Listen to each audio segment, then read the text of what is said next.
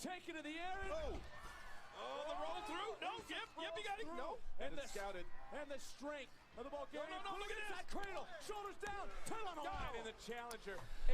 Ladies and gentlemen, boys and girls, children of all ages, how you folks doing? Welcome to the fallout of Hell in a Cell. Monday Night Raw is live here tonight. We're live for the October 7th, 2019 edition of Monday Night Raw, and fans are not happy. The wrestling world has been turned completely on its side. It's been flipped upside down and it's been tapped from behind as everybody in their right mind who enjoys WWE is pissed off. I'm very curious to see what happens here tonight. I'm very curious to see how WWE handles the backlash of Hell in a Cell, because that is damn sure guaranteed that there's going to be boos tonight. There is going to be a loud crowd vocalizing their displeasure for the WWE. That goes down here tonight. Ladies and gentlemen, welcome everybody to the live stream. Once again, my name is Conman167, and I'm excited to be here with you guys here today. But we need some answers. We need answers. All right, it has been just under 24 hours since the ending of the pay-per-view. Probably about, what, 21 hours, something like that. Maybe 22 hours. It has not been a long time. And we are that far gone from it. We're that far gone from the WWE pay-per-view known as Hell in a Cell, and the amount of people on Twitter, the amount of people in this live chat, and the amount of people in the wrestling world that are continued to be pissed off from that ending is ridiculous. I've not seen a backlash for WWE quite like this in quite some time. This reminds me of when WWE put the Best in the World trophy on Shane McMahon for the amount of backlash that it got. But it seems like it's even a bigger deal. It seems like it's a bigger deal than Shane McMahon being entered into a tournament and winning it. It feels like this is a make or break type of moment if you are truly a WWE fan. So I think the cracks have been shown now. There's a lot of fans who are ready to give up on this product, and there's a lot of fans who are ready to go take their viewing days over to AEW. It could happen. We could be losing a lot of fans. There was hashtag cancel WWE Network trending throughout Twitter last night. A lot of people not happy. But we'll talk all about that here today. I hope you guys are ready for a good show. Make sure you leave a like on this video. And now, everyone, let's get right into it. Time for the Conman Certified Roll Call. So who do we got in here today? We got ourselves Christian Vega. We got Ashton, our newest member, up in here. We got Daniel Zapita. How you doing, my friend? We got Cindy Dyer. Nice to see ya. We got one more car up in here. We got Hunter Hand. Shell Bryan's in here. We got Raging Red. Cody Foolin. How you doing, buddy? We got Cindy Dyer. We got Tony Smith. We got Brandon Arbin. We got Nathan Noble. Kevin Langhoff's back in here. Marcus Ryan, great to see you. Jason Dalton up in here. We got Tyler Crawford. We got Isaac Roa. We got Streaming Warrior. How you doing, man? We got The Fiend up in here. We got, who else is that? That's Dawson Blum. How you doing, man? We got Tyler Crawford. We got Harold Garner. Nice to see you. Declan McWilliams, something like that. Thank you for being in here. We got Seth Vanderloo. Great to see you as well. Sad Verk is all in here. Nice to see you. Simply Nick up in here. Let's take a look over at the Twitch chat and see who we got over there. We got White Wolf Gaming. We got Cool Big Bro. We got Parrot Mark. How you doing, my friend? We got Chief Cam. Sofia Barajas. We got Lewis Decide. Cool. How you doing, man? We got Gaming Venom. King of Threes 28, the Madman 198 over there. We got I Am the Villain as well, along with Undisputed Wallace. And back here in the YouTube chat, we got Brenda Myers and John Faison. How you doing, buddy? All right, ladies and gentlemen, the roll call is over. We got our shout-outs out of our way, but now let's get talking about Hell in a Cell. First of all, I do want to apologize for the amount of language that was used last night at the end of Hell in a Cell. I know there's a lot of people here who are younger viewers. Maybe not a lot, but there is a good amount of people who are younger viewers. And if the use of the language that I used at the end of the live stream last night was not up your alley, if it got you in trouble or you weren't allowed to watch it, once again, I do apologize for that. However, my emotions were very, very clear why I was using those type of words, why I was cursing, and why it felt necessary for me to vocalize my opinions like that. Again, there's not much I can do. They are just words at the end of the day, but I was legitimately upset, and I still am to this day.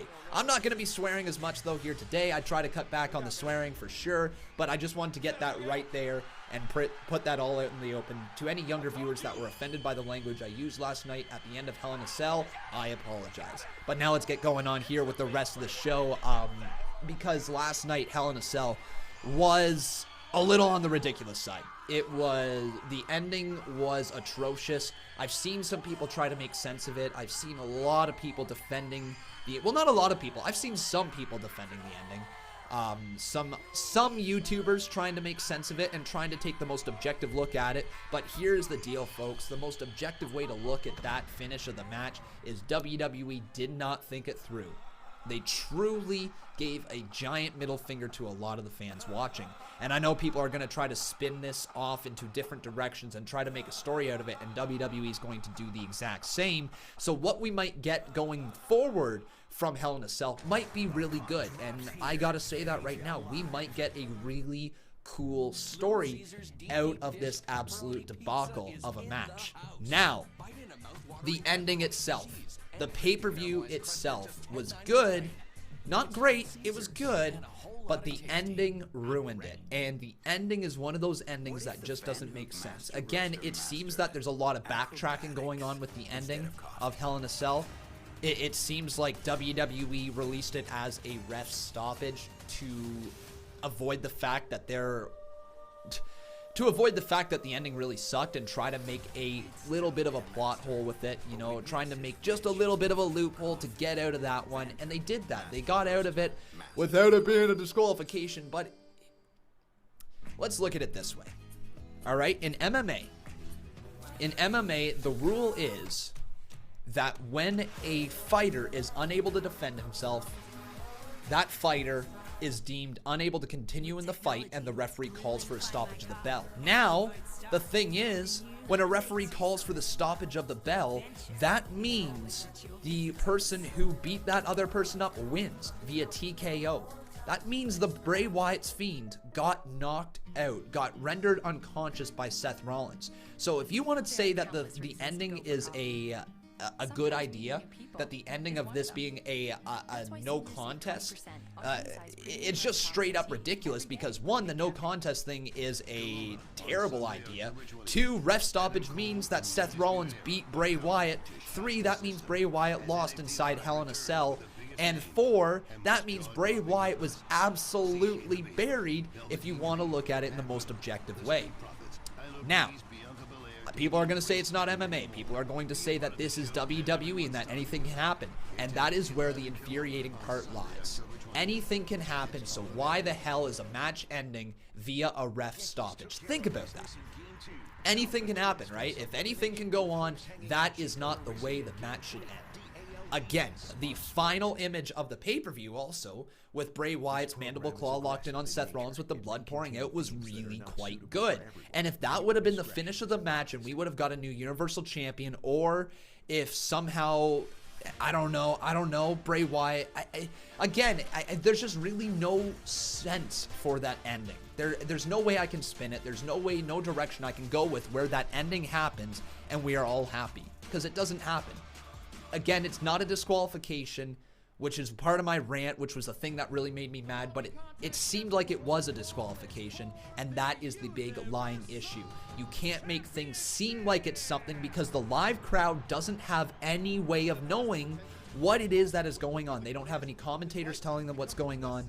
They don't have anybody sitting next to them saying, well, this is going to be here because it's a ref stoppage. No, you made that live crowd turn on you by not making things clear. If at the end the referee calls for the bell and the announcer goes, the referee has called a stop to this match after Bray Wyatt has been deemed unable to continue, that takes away a little bit of the blow. It's still not a good ending, but you gotta convey what you're trying to convey in the storylines. If you want it to be conveyed as a stoppage, then your commentators better well be talking about the fact that it's not a disqualification, that it's a stoppage, and your commentators better be making it very, very clear what is going on is a referee's decision. None of that happened, and as a result, it was one of the worst endings. So many things went wrong with it. So many things did not compute for me, and it was just really a terrible, god-awful ending. But we're going to try to get on the start here today. We're going to try to move forward with this. We're going to try to go into Monday Night Raw with a little bit of an open mind, right? Because anything can happen on WWE. And again, with the amount of fan backlash that they have, the amount of fans that are angry, I expect one of Seth Rollins turning into a heel, or two, Bray Wyatt exposing Seth Rollins for something, you know? I see those are kind of the two directions that they go with. I saw Wrestling Days' video and his theory, and it's not a terrible theory.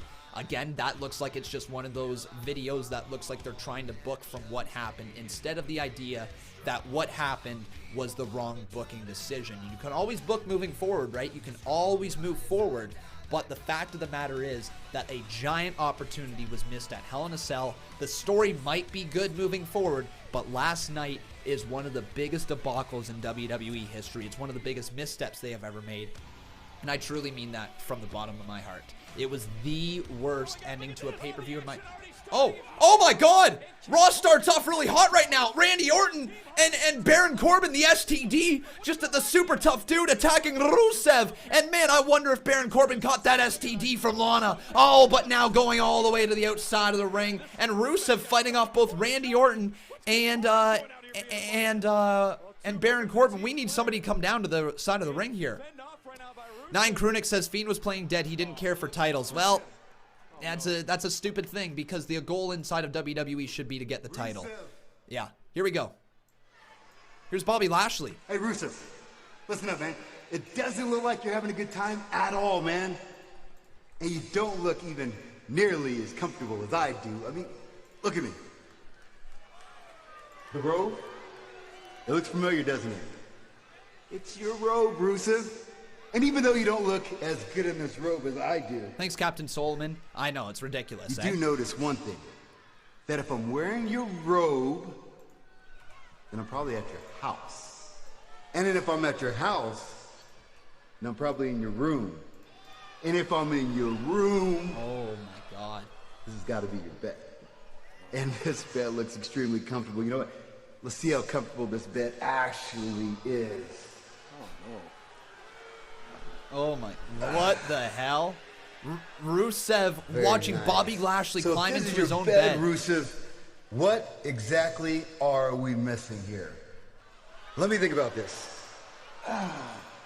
Something that you're missing a lot.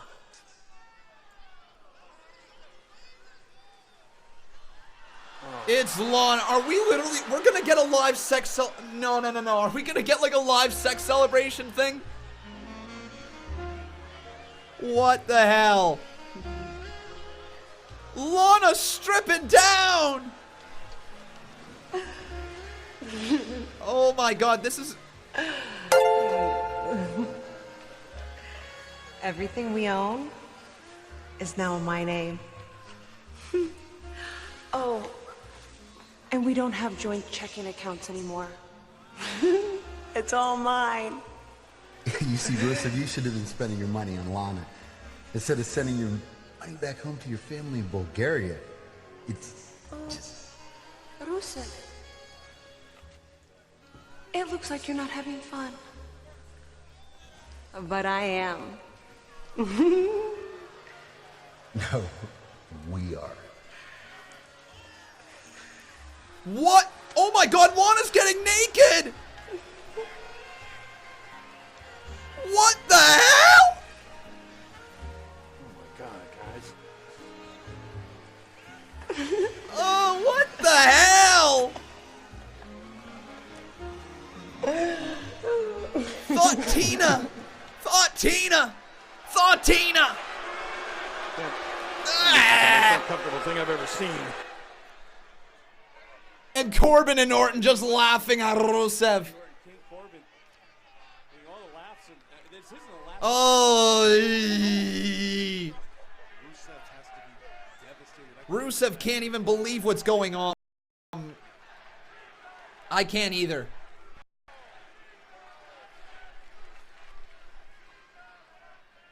So, I mean, after the, I don't know how he could go on.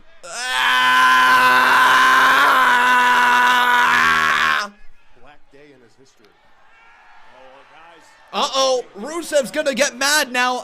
This is how we respond to one of the worst endings of pay-per-views if we got another cuck storyline. But oh man, Rusev going right after Randy Orton and Baron Corbin. The STD just got taken down, the super tough dude. And now a super tough dude in his own right is Rusev, as he's trying to fight for his former lady's honor right now. Trying to take the aggression out on both King Corbin and Randy Orton.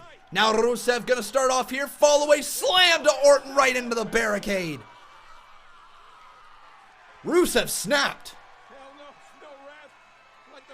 Rusev has absolutely snapped. This is a very cringe storyline, though. Doesn't matter, but man, Rusev just slamming Corbin over and over again into the top of the steel steps. You have to imagine when he's beating up King Corbin and Randy Orton, he's looking into the eyes, thinking about Bobby Lashley. Lee Clark says you don't need to respond in the first 2 minutes when you have as many people mad at the WWE as they are. Yes, you fucking, excuse me, yes, you freaking do need to respond in the first 2 minutes. That's, you know what I mean? If WWE has this many pissed off people, you don't start it off with a storyline that fans are rejecting a little bit to begin with. Put out there something good, something fresh, and explain the actions from Hell in a Cell. Not like, I mean, like he's just, okay, like a cool little attack to start things off, but you've got some explaining to do, WWE. You've got some explaining to do. Anyways, not trying to be negative, not trying to be all negative here, because this is at least a cool little beatdown from Rusev. Machka kick delivered to King Corbin there. And Rusev is absolutely snapped right now. But again, WWE, you need to answer. You need to answer it. But Rusev gonna go again. Charging at him. Another Machka kick to Randy Orton. So Rusev is snapped, man. We got ourselves a $2 dono from Brandon D. Thank you very much, Brandon D. He says, I hope this doesn't turn into a Hardy Edge situation. You never know. Forgot to roll the $5 dono from Captain Solomon. Bray used a comedy mallet, much bigger hammer, and that was fine. Rusev snapped. Jokes aside, terrible end. Where can they really go now? Man, oh man. But god dang, Rusev has absolutely lost his mind. And rightfully so. His former wife is apparently in the middle of divorcing him and portraying a thought-tina for the entire world to see. Big old Bobby Lashley was naked in the bed with Lana, and Lana got her freak on. Alright, well, ladies and gentlemen, welcome everybody here to the live stream. I hope you guys are excited to be here today. If you are, make sure you leave a like on this video. Also making sure you are subscribed to the channel, and also making sure you are subscribed to Conman Reacts. If you guys would like to go check out that second channel, you can click on the eye that is right above my finger right now. No way she was naked. She probably left her shirt on, like when she took like the straps off, and probably just left like the top part on, but she was pretty dang close. Interesting. But again, guys, so let's talk about the card here today, because the card here today is as follows. Tyson Fury will step on the mic. Natalya and Lacey Evans battle in a last woman standing match. Rusev battles Orton in Raw's opener, but then that match didn't end up happening. The Kabuki Warriors to face Becky Lynch and Charlotte Flair in a championship showcase, which is fine. And Robert Roode and Dolph Ziggler to battle the Viking Raiders. So WWE's answer here tonight to an underwhelming and terrible end is to give us an underwhelming storyline with an underwhelming card here today. And again, I don't know if WWE has full-on plans to truly rectify the situation caused from last night. This is a giant deal. Like, if I'm being honest, guys, this first half hour, this first 45 minutes is make or break for WWE. I bet you a lot of fans are tuning in here tonight to find out exactly what the explanation from last night is, right? So the views are going to be upwards at the start of this show because there's angry people looking for answers. The new 2020 But if WWE doesn't give people answers, if WWE doesn't address what is going on right away, 90% of the people in the audience are going to be focused on that. 90% of the people are watching are going to be focused on that, and they're going to continue getting angrier and angrier and angrier to the point where we're not even going to listen to what is going on the actual show. We are just going to look for answers. And every single segment that is bad before we get answers is going to be met with a worse reception. Look, all of us right here, right now watching, I'm pretty sure 90% of us are mad. We are still frustrated with WWE's showcase last night of the Universal title and of course the showcase of Bray Wyatt. So we need to get answers. And WWE cannot portray the show as nothing happened last night at Hell in a Cell. Stuff happened. Fans are mad. Tell us what's going to happen. What is going to be the fallout here? Because I personally am losing my mind over WWE. We need answers, and we don't need more soap opera type of storylines. Give us the answers we're looking for, then have the rest of your show. This is literally by the second, folks, and I'm not just playing around. By the second, every single second that WWE does not address what happened last night and does not address some sort of story to move in the future, you are losing viewers, and you are losing them quick. That commercial break, guarantee you lots of people are flipping through the channels right now. Absolutely. Natalie Rybenko, how you doing, my friend? Saying Seth and Roman should turn heel. That would be interesting. Would be interesting. I think Seth Rollins might be turning heel. They might go down that route with the amount of backlash he has gotten. They might be able to play onto it. If Seth Rollins walked out and just kind of does his little, you know, that laugh and returns to his heel character, people are going to be fine with it. They're going to embrace it. They're going to boo him out of the building, but he's going to be a heel, and then you get a good story and a good character out of it. But again, don't just be sitting here not giving us anything. Thank you so much, Natalie. I appreciate it. Bradley Robinette dropping $2 in here. He says, damn it, WWE, explain yourself for the Hell in a Cell ending. Seriously. Seriously. All right. Thank you so much, though, my friend, for your $2 dono. But we really need some sort of resolution. We need some sort of answer. It better not be Tyson Fury coming out right now. Oh no, are you kidding? Are you kidding? Are you kidding? Are you kidding? Are you kidding? Are you kidding me? Are you kidding me, WWE? You're gonna give us the last woman standing match now. Before anything has been addressed, you are gonna go back to a match we have already seen multiple times. This isn't good. This is really not good. This is not a way to keep your fans around. Here's Lacey Evans. We are at the end of the road. And you know what happens at the end of the road, don't you? The trash is taken out for removal. Uh-oh. And after that unladylike nonsense Natalya pulled attacking me after our match last night, well, there's only one place this conflict is left to go. And that is a last lady standing match. Last lady standing, cool. Where a legitimate lady such as myself will be left standing. And that nasty Natalya will be taken out like the trash she is. Here comes Natalya. So we're going to get the last woman standing match right now. Thank you so much, Brunos, for your $2 dono. I do appreciate it. Saying I wish we get Tyson versus Braun. We probably will at Saudi Arabia's Crown Jewel. We will. But again, guys, like, people telling me to stop complaining and just sit here and enjoy the show. Here's the fact of the matter. I am not alone with this. I am so not alone with my thoughts towards the ending last night. And there are people who are ready to give up on the product. There are people who are ready to literally stop watching WWE and cancel their WWE Network subscription. You need to answer what happened. And like, we're 16 minutes in. You know, like, a promo at the start is what you need. Some sort of addressing the fact of the matter. Even if you just turn it into a storyline. Because right now, that is all fans' minds are on. Like, you can't just straight up have something that piss poor awful and not end up talking about it right at the start of the show. Like, look at the backlash. That one quick, tiny little thing about the backlash is all it takes. And then the fans are left at ease. Then we're like, okay, now we can somewhat understand what happened. Again, though, it's... Anyways, I know it's going to happen tonight. And I know people saying, give it time or whatever. Or wait, just be patient. I've been freaking patient enough. I've been sitting for nearly 24 hours on this god-awful ending, trying to make sense of it in my mind, and all I got for an answer was, well, the match ended in a no contest because the referee's stoppage.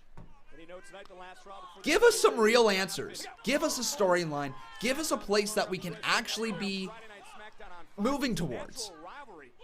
Anyways, Lacey Evans versus Natalya here in a last woman standing match to start off really Monday Night Raw. It is what it is. Anyways, guys, let's go on over to twitter.com/Conman167. Our ending doesn't ruin a good show. No, but it certainly leaves a sour taste in your mouth, and the closing image is one of the most important things in wrestling. So, in a way, yes, a terrible ending does ruin a good show. So let me ask you guys, who will win? Sharpshooter locked in deep on Lacey Evans right now. And she's just being bent around that ring. So Lacey Evans, or will it be Natalya? You guys can let me know on twitter.com/Conman167 who you guys think is going to win. Got a $5 dono in here from Monsters Inc. He says, let me in. Well, dude, I'd gladly let you in. I just wish WWE let us in on their little thought process for why they made that match go down the way it did. Thank you so much, though, my friend, for your dono. As Lacey Evans drives in the end of the midsection of Natalya, drops her down on their back, and Lacey Evans has a little bit of an upper hand right now. Let me in. Let me in. Now Natalya, a count of 2 from the referee, count of 3. Your mouth is not with what you're saying. Huh? What? Is my mouth really out of sync, guys? Count of 9. Natalya's back up to her feet. Is that true, guys? Is my mouth not with my my voice? Is it not lining up? Please let me know, guys, if I need to fix something. Oh, I agree. Another suplex. More pain to the lower back, and what a kick by Natalya. Big kick right there to the midsection from Natalya. No, it's not. It's fine. Yes, no, no, you're good. It's lagging. Well then. Your mouth is not with what you're saying. Fine, people saying I'm good. Okay. Well, it must just be a little bit off slight then. Slightly off. Okay.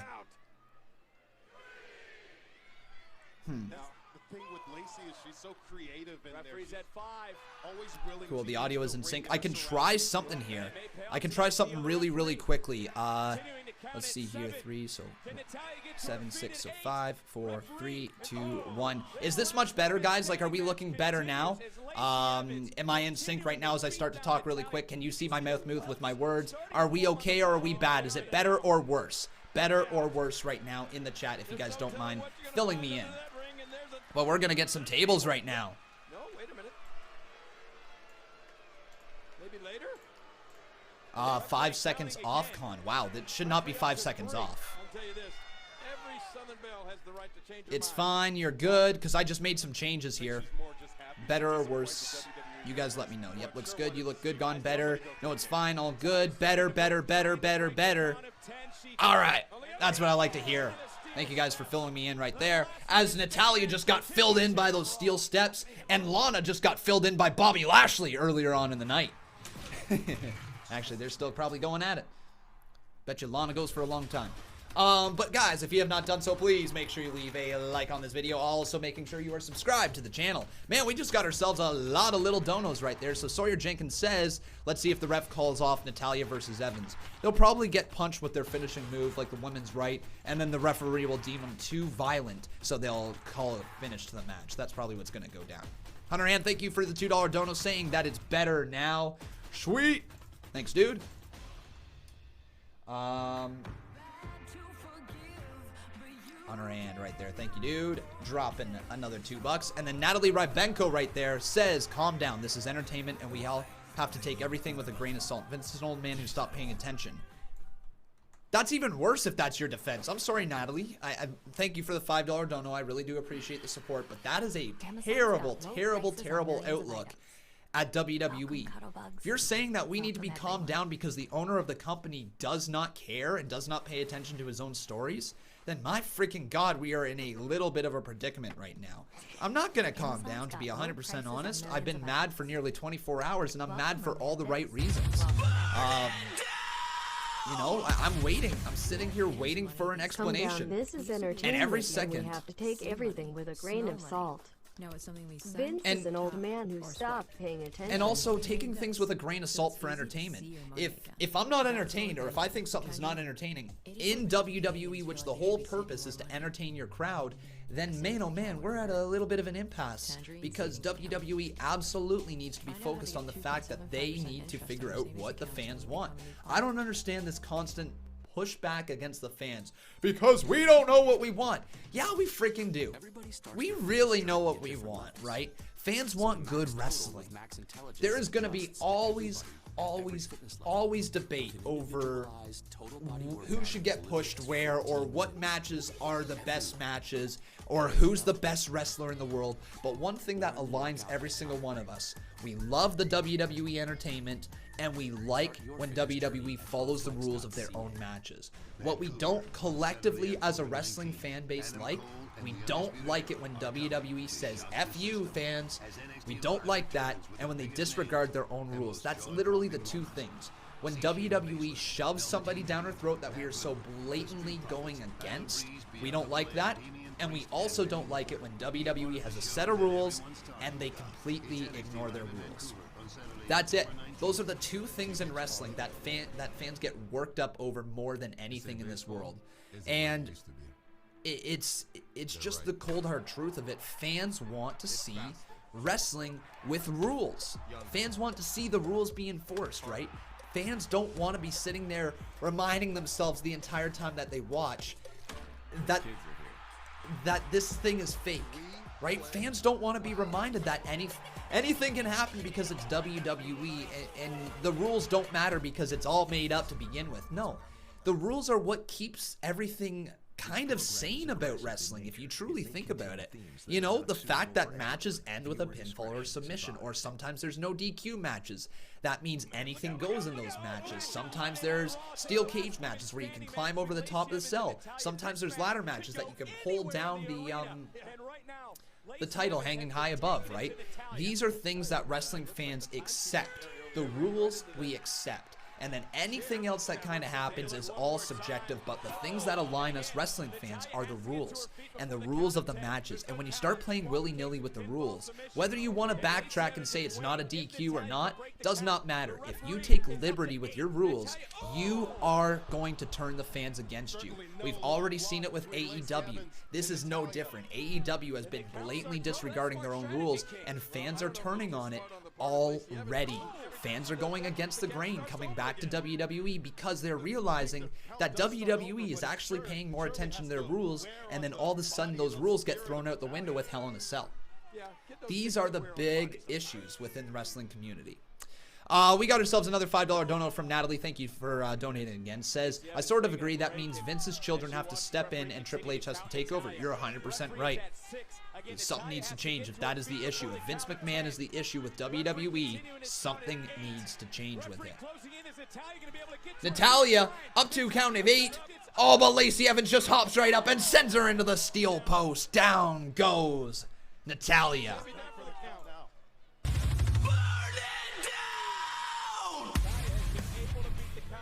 I sort of agree. That means that Vince's children have to step in and HHH has to take over. HHH. Con, is it possible that the Fiend was hurt and concussed from what Seth did? Even when the Fiend attacked Seth, he could still be hurt. Natalya just gets up to her feet, though. Yeah, I guess technically the Fiend could be concussed. I hope he's not. I hope that's not a storyline direction that they move in, right? But who knows? They might be injured. They might not be. Man, now we're seeing a little bit of uniqueness. I wonder if the referee's going to call a stoppage to this because Natalya was unable to defend herself right there as she was trapped with a kendo stick in a chair. And man, Natalya's stuck. Natalya's stuck. Referee, she's unable to defend herself. That's a disqualification according to WWE's logic. See how many flaws there is with that? This person's unable to defend themselves. We've seen people handcuffed to ring posts. We've seen people trapped down. We've seen people with literally no escape and being wailed on over and over and over again with a steel chair with weapons, and the referee still allows it to go. Referee stoppages really don't happen in WWE. Yet they did it with The Fiend, and he popped back up and literally no-sold the entire offense. And we're supposed to believe that he wasn't meant to continue the match. Like, you know what I mean? There's so many issues with that finish. Natalya, though, has the kendo stick as she's going to look to unload across the back of Lacey Evans. Kick to the midsection, though, as Lacey steals the kendo stick once again, and the referee's count continues. It was a no contest, not a DQ. I absolutely know that. Yes, it was a no contest. I have seen the WWE's official stating the fact that it's a no contest. But please, any single person out there, make the tiniest of sense why inside of Hell in a Cell the referee is able to stop the match. That is not a thing. It's not a thing, right? It shouldn't be a thing for WWE. It just shouldn't. People can argue that it was a ref stoppage. That doesn't deteriorate from the fact that it is a goddamn terrible end, right? It doesn't matter what people say or what WWE's explanation was for it for the time. The fact of the matter is, the fans hated it collectively as an audience. There is a few people who are trying to play babyface to the WWE and try to look on the bright side and try to see where they're going and try to look into deeper meanings of it. But the fact of the matter is, nobody knew what was going on at the time of the pay-per-view. Nobody knew what was happening. Nobody had a slight clue if it was a disqualification or not, and every single person and their mother hated the ending. That's what you got to look at, right? Again, the stories moving forward might be good. They might also not be. We don't know. But one thing we know for sure is that the ending sucked of Hell in a Cell. Oh, big old steel trash can across the side of the head of Natalya as some popcorn, banana peels, and red Solo cups end up on the face and a couple napkins as well. Try wiping off that popcorn there, Natalya, with those serviettes. But now Lacey Evans right up by the person. Lacey Evans, what's she going for? Moonsault to Natalya! Wow!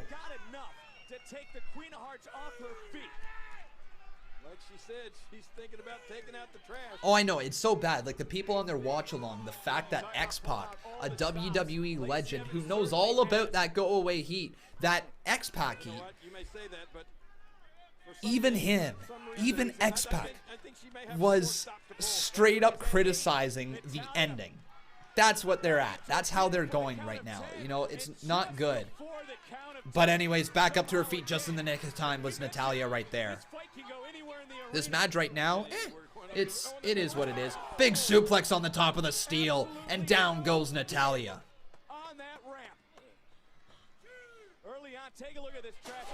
People say the match shouldn't have been a title match. Fox wants The Fiend on SmackDown. People can say all they want. The fact of the matter is, what we know, what has went down, is The Fiend lost in his first match. Like, in his first match since SummerSlam, slammed right into the post. Oh, and down goes Natalya. That's right, really. That's actually quite cool. Good little spot right there as Natalya slides down the ramp of the new stage. The fact of the matter is, the only things that we know about last night is The Fiend's match, for his second match since becoming The Fiend, and a Universal title match, ended up with him being absolutely buried underneath literal steel chairs, being buried. He was told that he can't continue, that he got beat up so bad that he can't continue. Think, what's worse? What's worse? Getting beat up so bad to the point that you can't continue the match, or losing? Think about that. Because he lost either way. The Fiend lost, right? The Fiend lost. Bray Wyatt lost. Seth Rollins retained his championship. You can argue all these different directions all you want, but the fact of the matter is, that went down. But Natalya just got suplexed onto the table. Count of 2 right now. The Fiend didn't lose. He was just ended in a no contest. No. Think about this one more time. The Fiend was rendered unable to continue in the fight and unable to fight some more. The Fiend was left down on his back as a referee called for a stoppage of the match. The referee deemed him unable to continue, which means Seth Rollins won. And if that is not the official ruling, then WWE, you just created a giant plot hole, because that is how it works. And oh my god, Natalya about to be suplexed off the edge of the stage, but she turns that right around with a snap suplex of her own, and down goes Lacey Evans.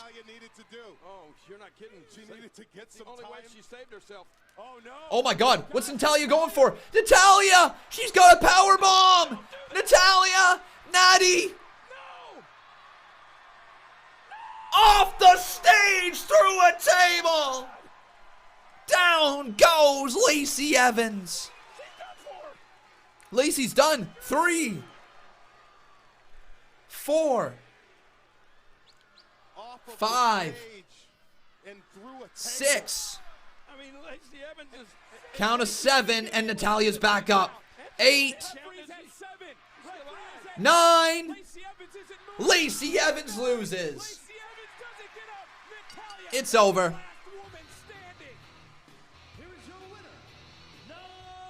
All right. Oh my God, what a battle! What an absolute battle for Natalya. All right. Who is victorious tonight.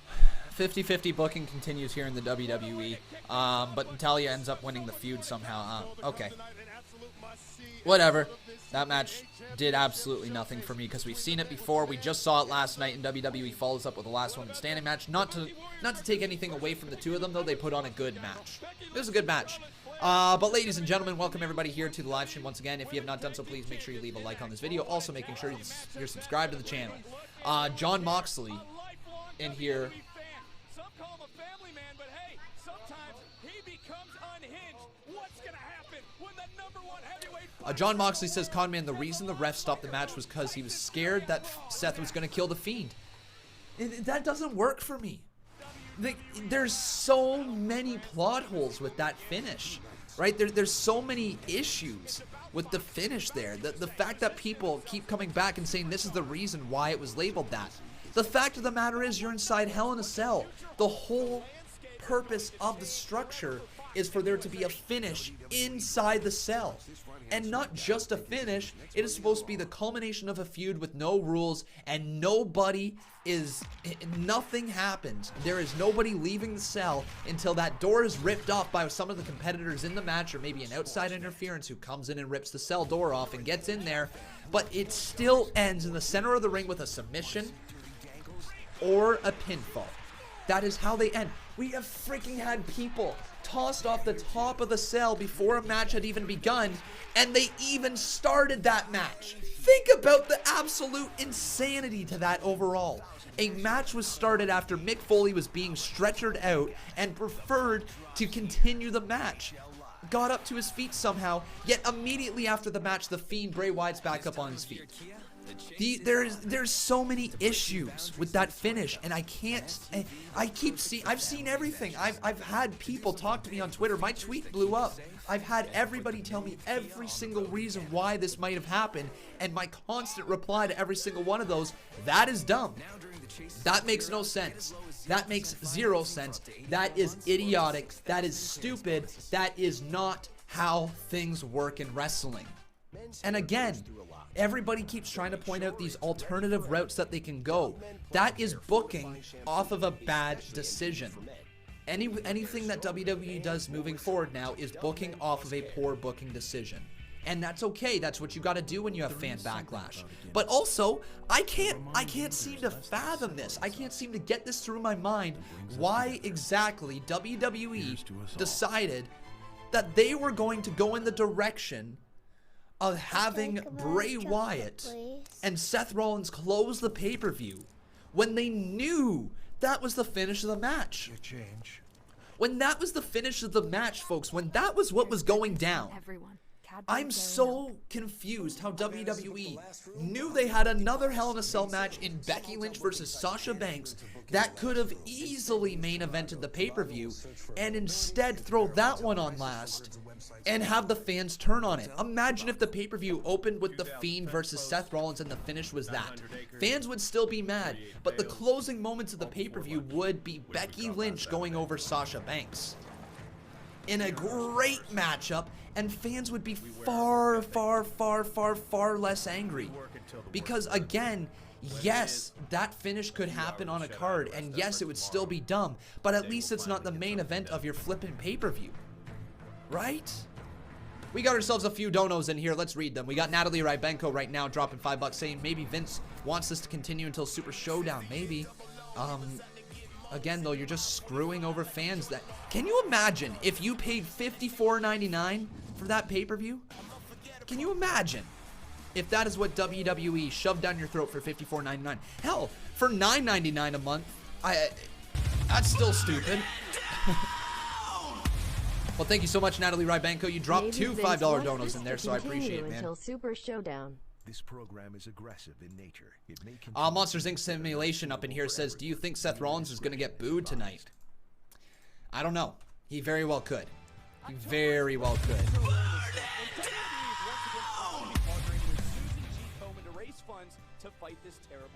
Can we move on? I'd love to. I'd love to, but it's very tough for me to move on right now. This has been building in my mind for nearly 24 hours. Join our fight. Save lives. Visit all right.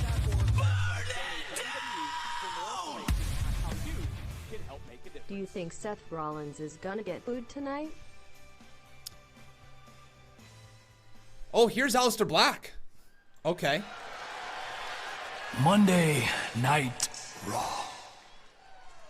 A place of competition and a place of tradition. And a place of battle. Battle that I so desperately require. Because underneath this calm and collective demeanor, well, you and I, well, we both know that that is not who I am. No, I am as unforgiving as fire. Ooh. And as cold and permanent as death. And all of this will tell you that I am forever restless. So come on this WWE showcase and knock on my door. And pick a fight with me. All right. And your Street Profits. Yeah.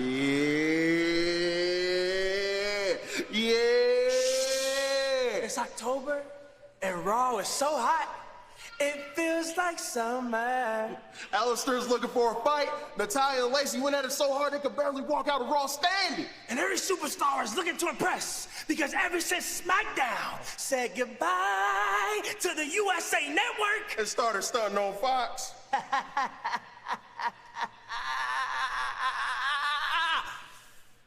We're getting ready for the draft. Uh-huh. Thanks, James. Oh, yeah. We getting ready for the draft. Oh, yeah. We getting ready for the draft. Oh, yeah. We getting ready for the Oh, draft. yeah. We getting ready for the Oh, yeah. We getting ready for the draft. Each Friday. brand, each network has its own specific rosters. Starting live on Friday Night SmackDown this Friday. So how about we do the scouting report? Oh, yeah. Let's go. Is the truck ready? Here we go. And first on this list will be Apollo Crews. Ooh, Apollo Crews? That guy's a blue chipper. Don't sleep on him. Don't. Next, it will be Drake. No, excuse me. It will not be Drake. It will be Buddy Murphy. WWE's best kept secret? Oh yeah, best believe he gonna be out. Now, Drake Maverick. There you go. There's Drake. He's sort of like WWE's Steve Carell, you know, 40-year-old version. Whoa, okay, I don't think he's a virgin. I just don't think he's consummated his marriage or, you know what, he hasn't done that thing since he put on that rag. Fam, if he knew what he was doing, he would have been doing it. But before we get to the draft, we got big business. Big business. Oh yeah. Big business. Oh yeah. Big business. Oh yeah. Big business. Oh yeah. This man is a magician in the boxing ring. We talking about 6'9", undefeated. The Gypsy King. Tyson Fury's in the building, fam. Ah, that's what happened on Friday Night SmackDown. Braun might actually catch that smoke. Oh, so yeah. Kerwin, roll the B-roll. Well, the Street Profits talking about it was last Friday on the SmackDown premiere on Fox. Braun Strowman was in an 8-man tag This is irking me so much. This is irking me so much. We're focused on everything but the fallout of Hell in a Cell. Like, just get to the point that we all need to know right now. I don't understand how WWE is not addressing the backlash already. They're literally flowing over it like nothing happened. Like a pay-per-view didn't even happen last night. Literally. They're just floating over this like nothing happened. They're more focused on Fox and Fridays and SmackDown and the draft than they are about the fallout of a pay-per-view where their fans chanted live, refund. Where the fans chanted live, restart the match. Where the fans chanted live, boo. And they got booed out of the arena. Like, address it. Welcome my guest. He is the undefeated lineal heavyweight boxing champion of the world, the Gypsy King, Tyson Fury. Here's Tyson Fury, ladies and gentlemen. Tyson, why are you provoking Braun Strowman? I'm not provoking Braun Strowman. I was there to watch a match at ringside and Braun tried to make a fool of me by throwing Dolph into me. Things got a little bit out of hand. I maybe shouldn't have jumped over the barrier. I was escorted out by the security, but tonight I'm not going to be leaving. I've been invited here and I want an apology. And if he doesn't give me an apology, he's going to get some of these hands. Oh. Guys, how often do we see somebody who actually wants to sample those hands? Well, he may have been for a long wait if he's going to wait for an apology from Braun Strowman. No, guys, I think you're overlooking the true issues here. You're really looking over the true issues. The people that are saying, hey, it's just building suspense for it. No, this is not to deal with suspense. We are literally talking about the fact that people are beyond pissed off. People, you can be mad at me all you want, all right? You can direct your anger towards me, and you can say that I'm being annoying, all right? You can do that all you want. I am speaking for a lot of people. A lot of people who care about this business, and a lot of people who truly, truly care about the fact that this happened. And I understand you guys maybe are okay waiting for this, but I can guarantee you a lot of people tuned into the start of Raw, saw exactly what it was we were going to get. We saw a beatdown of Rusev, the storyline with Bobby Lashley, and then a last woman standing match, and now we're getting the Viking Raiders, and everybody is just going to tune out. Everybody who is pushed over the edge, everybody who has been literally pushed away, that WWE pushed away with last night, they gave him one last chance to come back here to start the show, and it's just the fact of the matter that they are not doing anything to address it. There is a lot of issues here. By the second, every second that WWE doesn't do something to address last night's issues, we are losing fans. We are losing wrestling fans. We are losing people not only just to other promotions, but you might be having people quit watching wrestling altogether. And that is absolutely the cold hard truth of it. I'm not sitting here trying to be annoying by talking about this and not moving on from it. These are issues. These are legitimate issues within the WWE. Fries. Savory. And I can't just seem to understand how people are accepting this, right? How are people literally accepting this? it's just, it's so difficult to process what's going through other people's minds and how everybody is, not everybody, how the people that are being loud about it and being vocal about it, how you're okay with how this has been presented. Thank you so much, Casey Rose, for the $1 dono. I really do appreciate it. I booked yesterday. Again, though, like this is just I hate to be the breaker of bad news, guys, but these are true facts. You know, there is real people behind every single viewer, right? And real people that are pissed off. Look, my tweets don't blow up, all right? My tweets maybe on average speak or reach maybe about 20 likes at the most.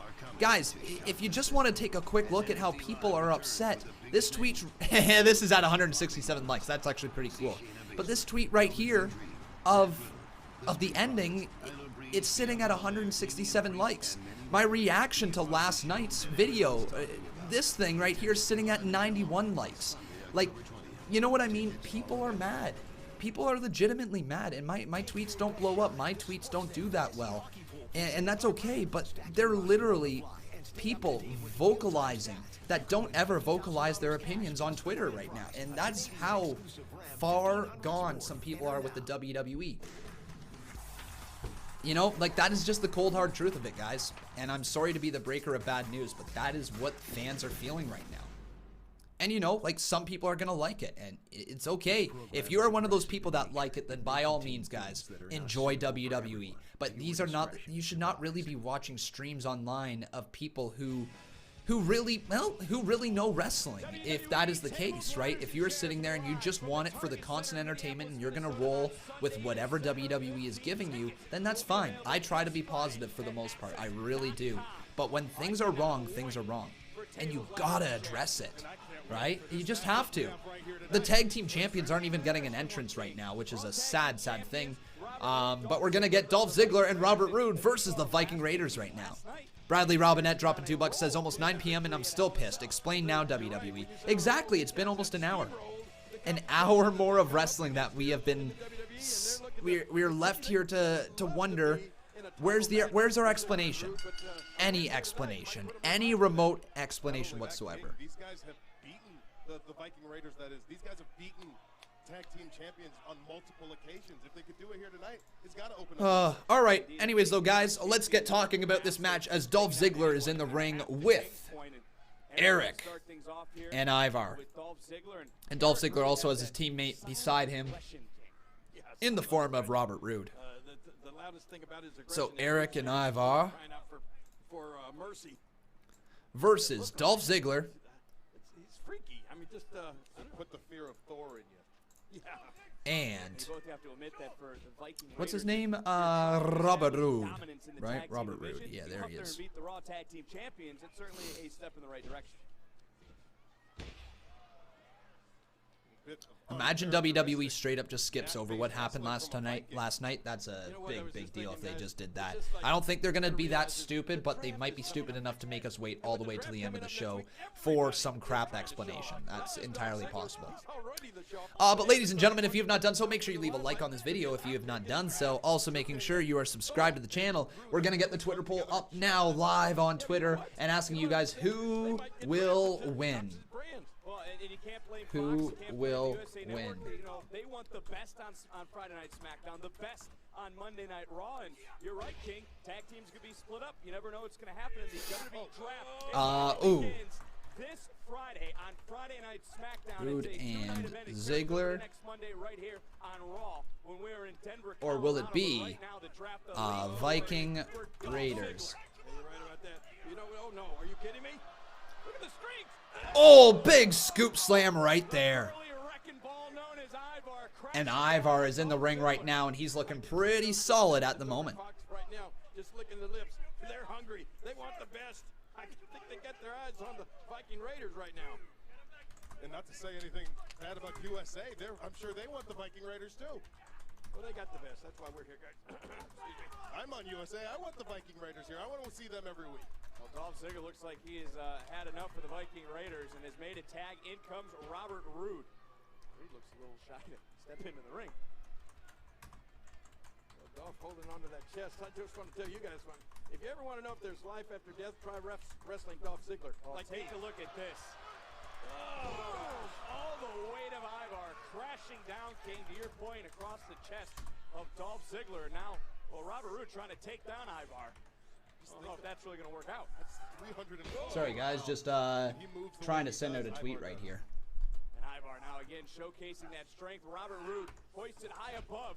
Roode able to counter, and there you go. Trying to chop down the much larger Ivar. All right. Oh, to the left knee goes Robert Roode. So, if you guys head on over to twitter.com/Conman167, you can vote in the poll. Also, I just released a new tweet saying WWE has a legion of upset fans. Just address the fact that last night's end was a debacle already. And just make sure you guys favorite and retweet that. But now we got our poll up here. Viking Raiders sitting at 86%. And Roode and Ziggler not looking like they're going to win this one. Nice shoulder tackle there, though, from Ivar as he looks to tag back in. Eric, nice little tag has been made. I like the way that they tag. They tag like this, so that's kind of cool. Clothesline in the corner. Roode gets met with a drop kick knee sort of thing as Eric and Ivar are going to take their fight right to the tag team champions right now and dropping them right in. That is not a place that I ever want to be. And maybe one of the worst sights you can ever see in your life. Viking Man, Raiders oh certainly man. showing off right now. If Vince does stuff out of spite, AEW is going to win the war big time. Like, I've never understood why you wouldn't just straight up listen to the reaction of the fans. When it works, it works. Like, you know what I mean? Imagine if they just... Oh, absolutely. I even got... Imagine if they just sat there and said, well, we're going to have all this reaction for Kofi Kingston, but then Kofi Kingston's not going to win at WrestleMania. Think about that, right? If WWE didn't listen to the fans, it's just, it's so difficult to process. It just is. The ending of Hell in a Cell is a very, very big thing on a lot of people's minds right now. Anyways, though, in the center of the ring, Robert Roode is locked in a little move right there. Robert Roode knee to the midsection of Eric and an elbow right down on top of the back of the head.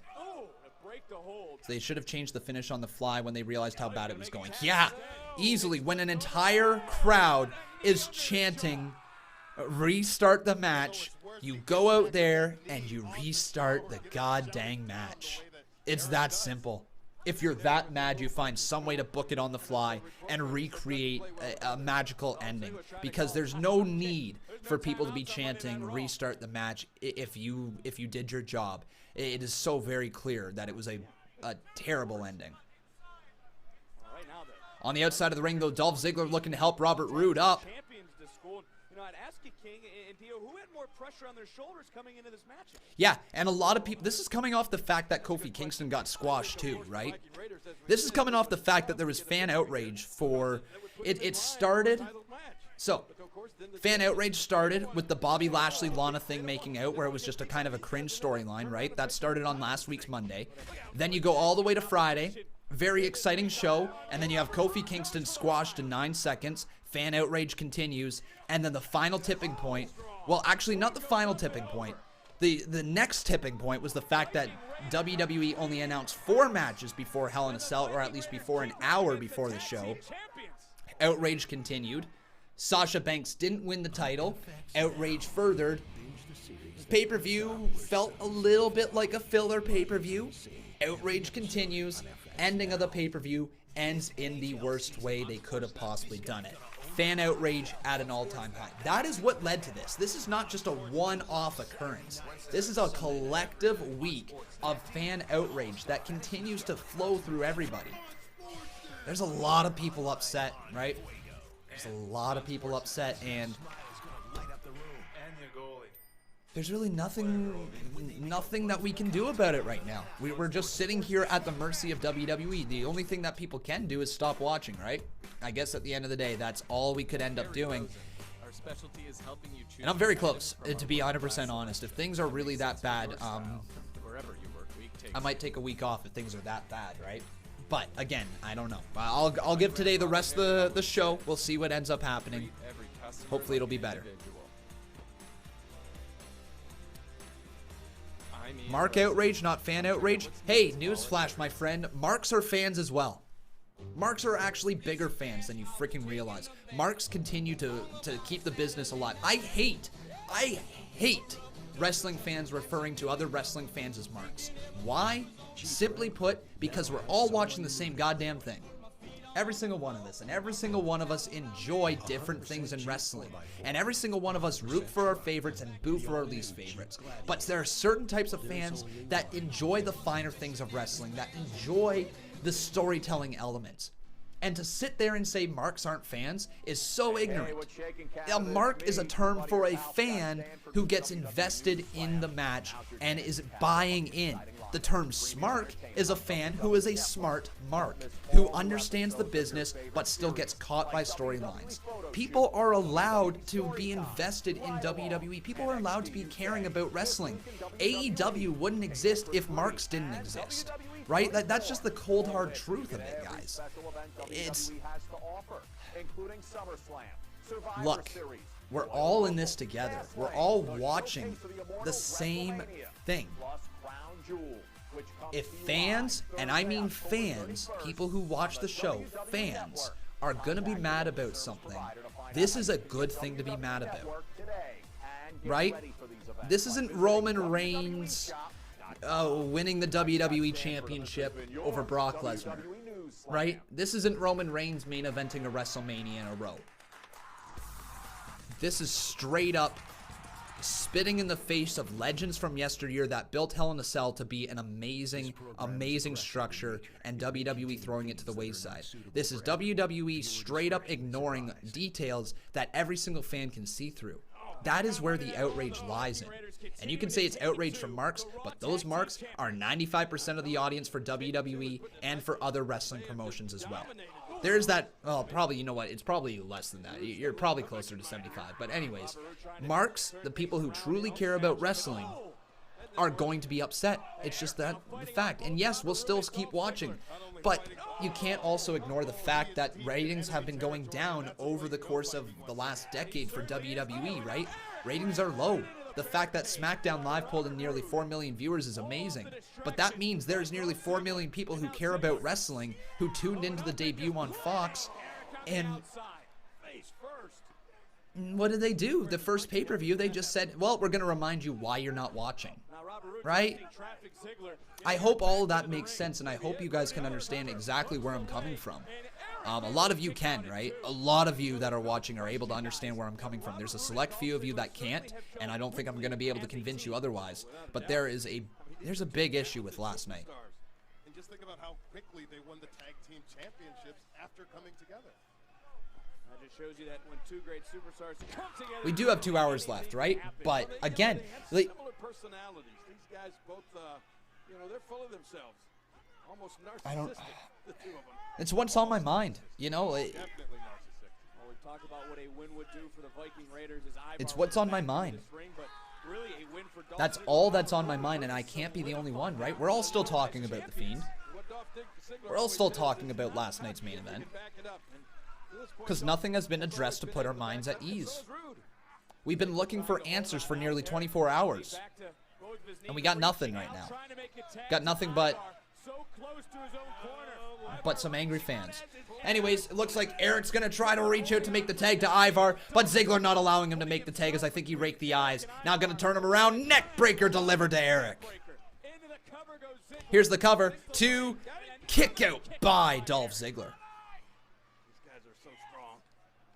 That's exactly what Ziggler's going to have to do. He's going to have to keep Eric from getting to that berserker over there, Ivar. That's a good move. We do need our voices heard, Casey Rose. We really do.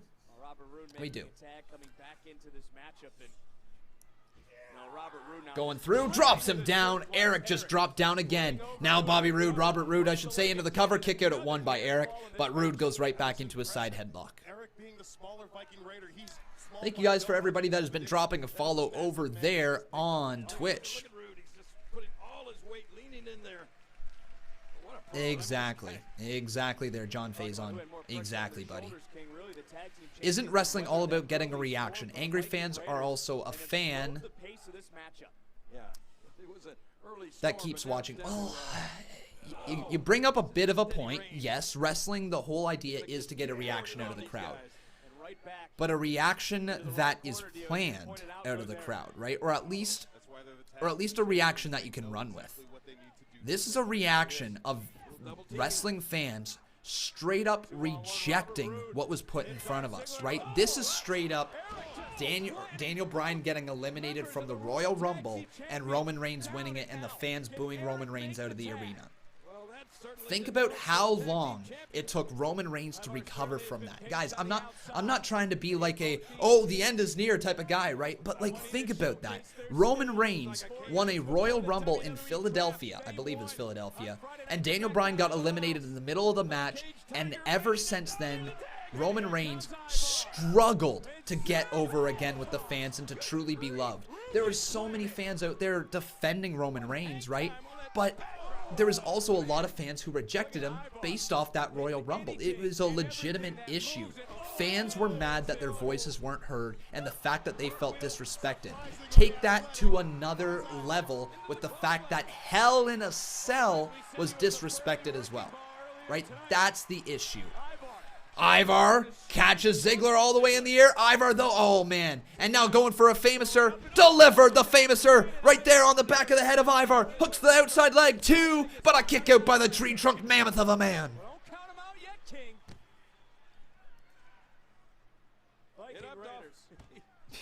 Yeah, Juanita, you're absolutely right. It's unfortunate to say, but it's true.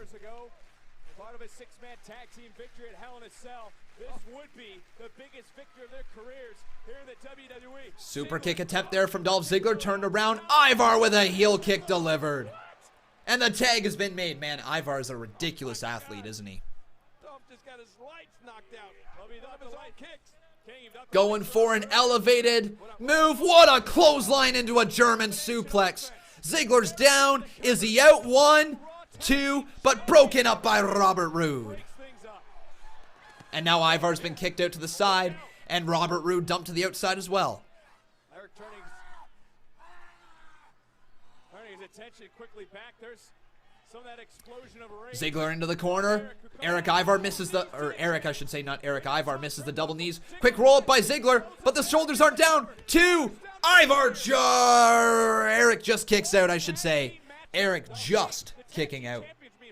Yeah, you're right. I'm guaranteeing you right now, Dolph is thinking. Thank you guys for all being in here. Make sure you guys leave a like on this video if you've not done so. Also making sure you're subscribed to the channel. John Moxley says, Conman, I don't want to be rude, but you've been focusing on the Fiend because, guys, like, that is the fact. That's the cold hard fact of the matter. What a combo, spine buster, neck breaker, and a right hand to Zig. Oh, but a big kick out there by Eric. But that's the fact of the matter, is we are an hour into this show, and my brain can't shut up about the Fiend's ending. I can't move past it. And I'm not the only one. Like, these are the issues I'm talking about. These are real issues for WWE fans. People watching this show, imagine you guys didn't have this community. Imagine you were sitting at home all alone by yourself on the couch, no live chat, no community, no friends, no talking to anybody, just watching this show. If you are mad from last night's Hell in a Cell and WWE has not done anything to rectify that feeling, you stop watching. Right? You stop watching. And that is a big issue. I can't wait to see what the ratings over the hours are, because I bet you hour 1 is high, and I bet you hour 2 is as low as hell. What a combo. Oh my God, Ziggler put up Viking experience. 1, 2, 3. And the Raw Tag Team Champions lose clean on TV, so that's just going to add to it a little bit more. Nicely done, freaking God. All right. The Viking Raiders pin the Tag Team Champions, a tag team that has got zero steam behind them whatsoever, been completely forgotten about, and now it looks like the next Tag Team Champions are going to be Eric and Ivar. Sweet, that's good. Brett Luckyfield, how you doing, man? He says, WWE hasn't been much fun since WrestleMania 30. You might be right. It's been fun at times, but it hasn't consistently been fun in a while, has it? Thank you so much, dude, for the $4 dono.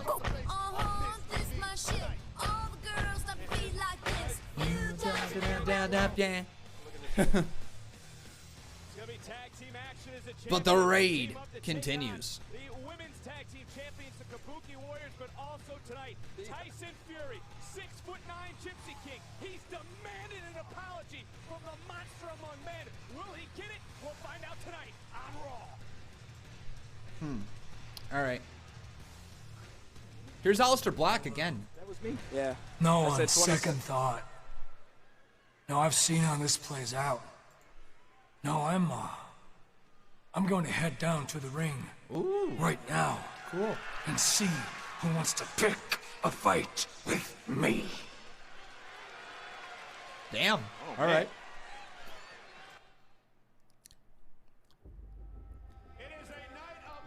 So we're gonna get Alistair Black looking for a fight here.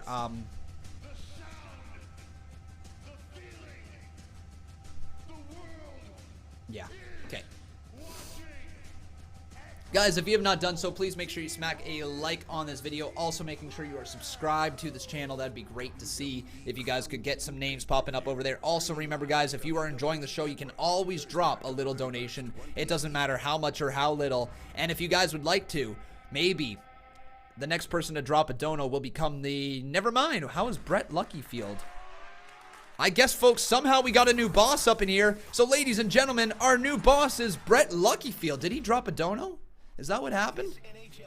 Yes, he did. So, Brett Luckyfield, congratulations, dude. You are the new boss. So, Brett Luckyfield becoming a one-time boss battle champion. Thank you, dude.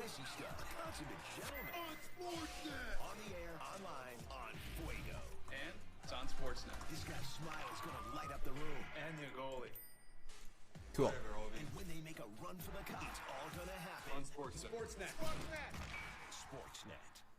Discover a world of betting at Spin Palace. All right. I guess you guys can give me a moment here. Am I gonna? I don't know. All right, let's try to talk about something else, because I'm going to end up coming back to The Fiend at some point some more, and the whole Bray Wyatt situation and the Seth Rollins situation. So let's maybe talk a little bit more about last night's fallout of the show. The bedroom. Comfy, right? Another astounding find from Leon's. Yeah, what can we talk about? We can talk about maybe Becky Lynch versus... Okay, so Brett Luckyfield, here we go. Let's explain the boss thing first, and then we'll talk about Becky Lynch versus Sasha Banks.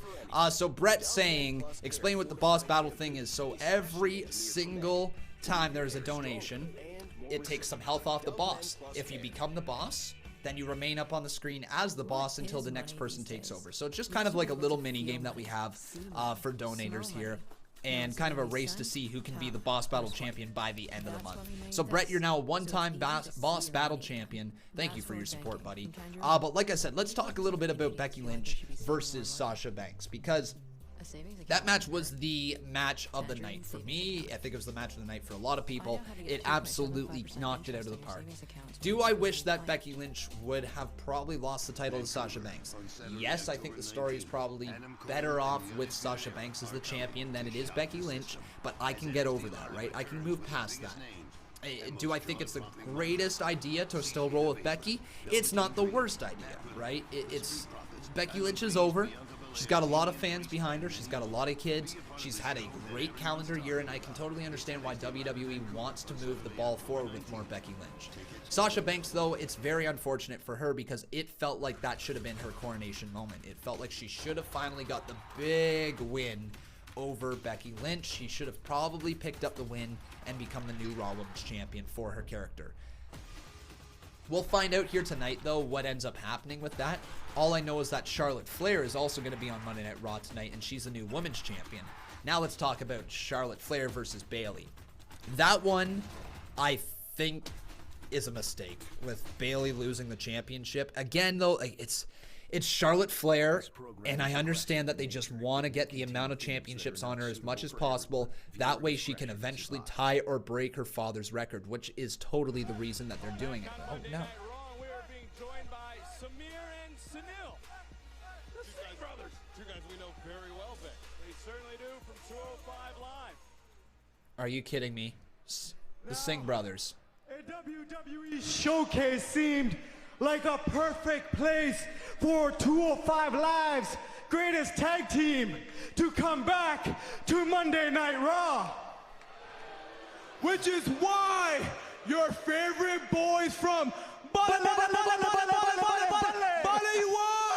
are about to give you an award-winning statement. We are going to prove to the world why we should be the top draft picks on Raw and SmackDown. So, Alistair Black, we want to pick a fight with you. Hey, here's a Bollywood song for you. Uh-oh. I don't know if that was a good idea, guys. So much for that song.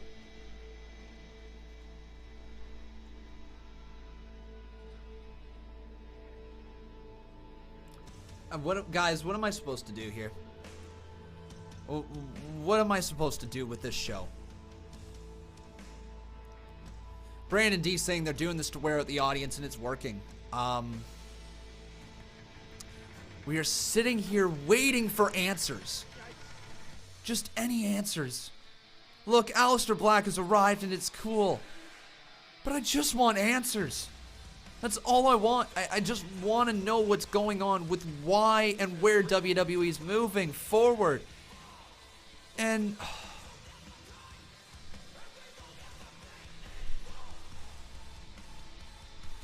I'm having a really tough time here today with this show.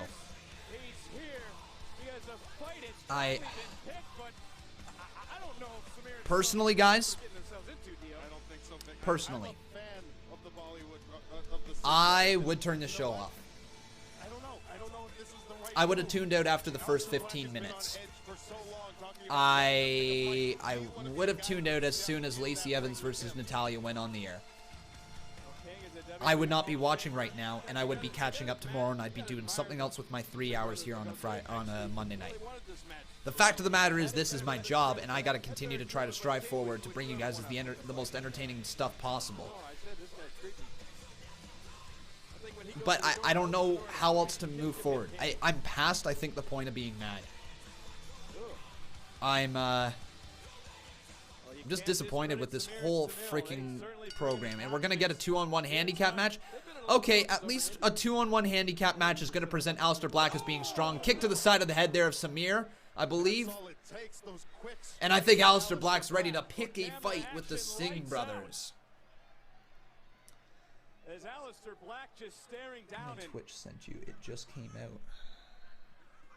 Guys, I don't think the Singh brothers were ready for this match. No, they were. can we cut? Introducing new ad sharing. Oh, cool.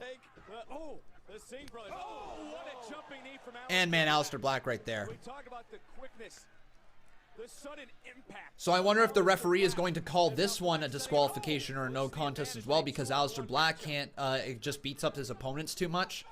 Like, if it wasn't on, I wouldn't even be keeping up, honestly. I've said numerous times, if it wasn't for your channel,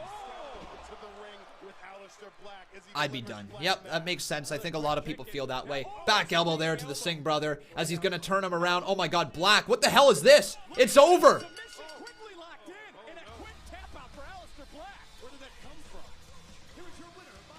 What a ridiculous. Okay, so Black wins. Cool finish. We got ourselves a $50 dono from Shell. She says, okay, I've held it in long enough. This is more like out of sight, out of mind. If WWE actually addresses the total screw up from last night, it would shock me. But they don't care about us fans. So disappointing. It's so disappointing, Shell. Thank you so much for the $50 dono. That's truly amazing. Thanks for making this night a little bit better. But I'm not the same Connor. I'm not the same con man watching this. This is a con man who feels defeated by WWE, who feels like he has invested a lot of time and fought against a lot of fans trying to prove why storylines are good. I have fought for even Shane McMahon. I fought for him as a heel even, and I've defended WWE for so long. This is how you give us, this is how you pay us back. Thanks, Shell, so much for the $50 dono, though. It's absolutely amazing. Truly amazing. Thank you so much, Shell. Alistair Black picks up the win. Woo! We got a new dono bar, though. Thanks, Shell, for pointing that out. Yeah, we do. New dono bar. That's a good news. That's good news right there. Okay, I've held it in long enough. This is more like out of sight, out of mind. If WWE actually addresses the total screw-up from last night, it would shock me. But they don't care about us fans. Nope. So disappointing. They don't care about us fans. They just don't. It's like, guys, I've been watching WWE since 2005. And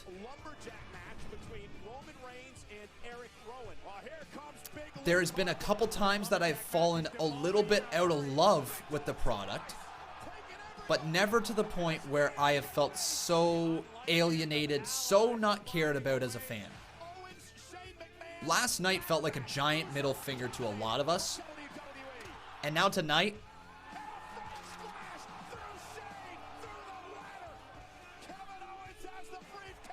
why do you care about money? Well, it's pretty simple. Rent ain't free, my friend. Life ain't free. I'm sorry if you still live at home and have all your parents pay for your stuff or whatever, which is cool. I had that happen for a good part of my life as well, but I'm 24 years old. I need to pay the rent. But yeah, like, it's just, this is like, it is brutal. This is tough, man.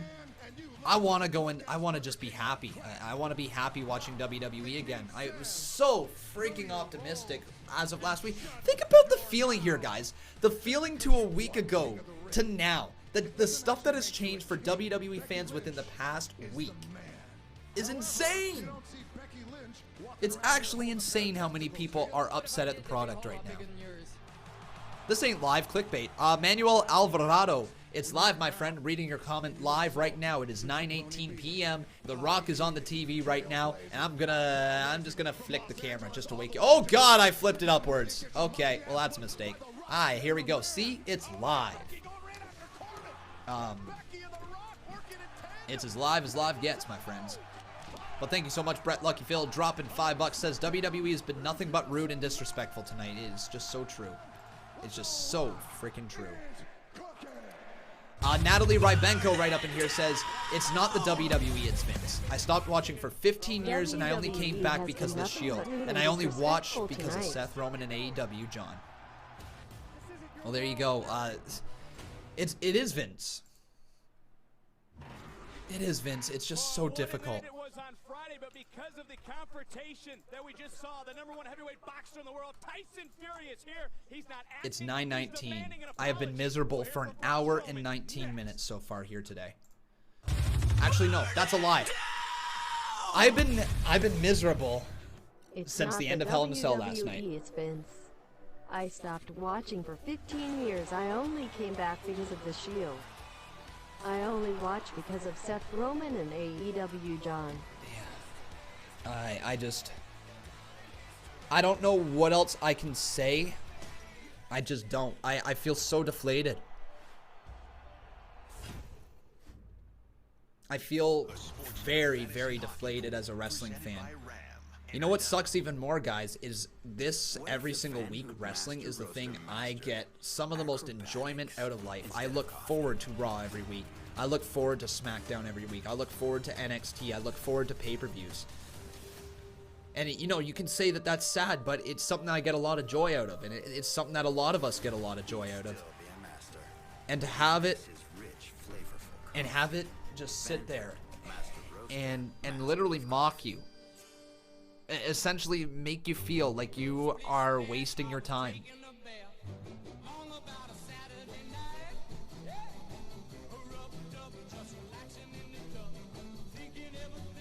Jeep Wrangler now has someone new to play with. 100% Jeep 4x4. I don't know what else to say, guys. Jeep Gladiator. There's only one. Just let me write something on Twitter here. I've got some thoughts I need to get out of my chest right now. We were greeted by princesses and swashbuckling pirates. We escaped to our own island. And we could fly. We met all kinds of wonderful characters. And were guests at a royal banquet. And the best part, it wasn't a dream at all. Disney Cruise Line, the vacation your whole family has been dreaming about. We know there are countless. I just don't know what else to say, guys. Sometimes meeting new people is one of them. Oh. 20% on any size premium roast coffee All right. and tea every day with McCafe. Nice bluff, Boris. You bluffed your way to the best seat for the game. Your poker ready. Download the PokerStars.net app and play. I just released a tweet, guys, if you want to go over there and favorite that to get that kind of out there again. Keep things light and airy with delicious Lay's Poppables. All I hear is non-stop complaining. Yeah, because it's bad. Because it's bad. Share and love. Because it's really, really, really bad. They're right. People are going to be mad at me for complaining. But you guys just at the end of the day are complaining about me complaining. So, I mean, you know what? You do that if you want. I'm complaining here for a bunch of people who don't have the voice to complain about. I'm complaining out loud here because I wouldn't be watching this. Guys, I'm being 100% honest with you. I would turn the show off tonight. And I would not blame any single one of you guys if you turned the show off either. This program I is wouldn't. aggressive in nature. I wouldn't be surprised if you guys have turned the show off in the background or just watching this live stream looking for entertainment, right? It's bad. It's just horrendous. Braun, the undefeated lineal heavyweight boxing champion of the world, the Gypsy King Tyson Fury, is here at Monday Night Raw. He's here to confront you and also to demand an apology. How would you describe what happened between the two of you on Friday Night SmackDown? Charlie, I was just trying to have a little fun when I saw Tyson sitting ringside at Friday Night SmackDown. But if he wants to get all serious about this, then so will I. Now, Tyson Fury throws a mean punch, but I do too. So if Tyson Fury wants an apology, he better ask nicely. Because if he does, he might just get one. But if he doesn't, he might get these hands.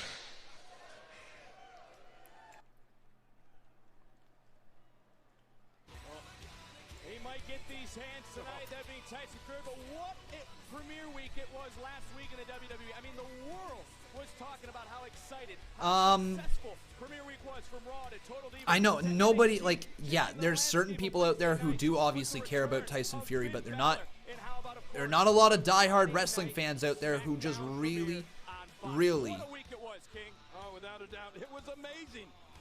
want to see it, right? There's very few people out there who do want to see it. I don't know. It's gonna attract casual viewers, but again, the casual viewer is only good. You think about this. Think about this. You attracted 4 million people to the WWE show on Friday Night SmackDown. 4 million people, and your follow-up to that was at the end of the first pay-per-view. A lot of those people would have watched, because picture this, there is a lot of people who watch Fox, and I guarantee they gave Hell in a Cell a chance, right? Or they tuned back in, or fans of wrestling who had not been watching for a while. And they tuned back into Hell in a Cell. And as they tuned into Hell in a Cell, they saw the first match, which was a barn burner, but then they proceeded to see a match that felt like it was Raw in the Cell, right? It felt like it was another episode of Monday Night Raw with a few headlining matches. Then you proceeded to immediately in the main event, in one of the most unique matches that you could have created, just literally tell them, and not even just tell them, to hear the fans booing them out of the arena, that's not good. It's just not good, right? There's no good way to look at it. People can really try to nitpick the thing and try to find some silver lining in it, and I give you guys giant kudos if you're able to somehow sit there and not be mad about last night. But if you're not mad about last night, chances are you don't care as much about the story as the rest of us who are mad. And you don't care about the tiny little details that come within wrestling. Now, that isn't also true. That's a blanket statement, and I am definitely speaking out of a little bit of frustration and anger, right? But still, that's just how it kind of is. WWE's just going after the casual viewer and literally giving the middle finger to all of its diehards. Sawyer Jenkins, thanks for the $2 dono. That's funny, Sawyer. Ray, a lot has happened this past week. Here's Ray. But before we talk about what happened on Friday Night SmackDown, how's Dominic doing? Charlie, first off, I'd like to thank The outpouring of support from my former WWE superstars and the WWE Universe. As you know, last week, my son Dominic was brutalized by Brock Lesnar. And something like that will shake anyone to their core. This is weird, but in a way, I've never been prouder. He took a beating like a man. And for that, his physical scars will heal soon. His emotional ones are the ones that will take longer. He's now home resting and up for the task. Glad well, like you said, being brutalized by the Beast can really shake anyone to their core. So how are you feeling a week later after, as Paul Heyman would put it, you were victimized by the Beast? Charlie, when men Hunter, and thanks, women buddy, but unfortunately you're not the new parents, boss. Somebody else swooped in and got it. We vowed to love thanks, buddy. and protect them. I was beaten so badly, I had to watch this disgusting bully, Brock Lesnar, maul my son. And there wasn't a damn thing I can do about it. I truly felt helpless. I felt like I let my son down. Not only my son, but I felt like I left my family down. And then I'm sitting next to Dominic's bedside at the hospital. And who walks in? Su padrino. His godfather. Mi familia. Former two-time UFC heavyweight champion. The man who took that same title from Brock Lesnar. And the only man that can brag accurately. Oh, Cody, you remember Brock that? Lesnar Yeah. fears him. He is. Caín Velázquez es el único que le puede partir toda su madre a Brock Lesnar.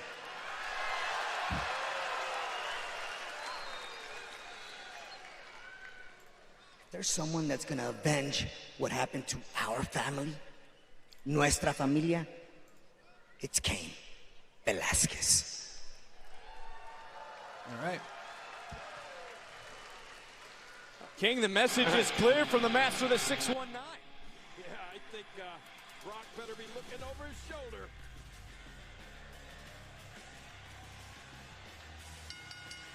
The following is a six-man tag team match scheduled for Okay. We're going to get another six-man tag team match. Cool.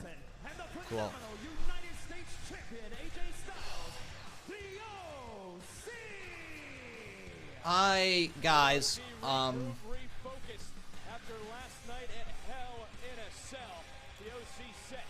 I've stuck through some tough times with wrestling.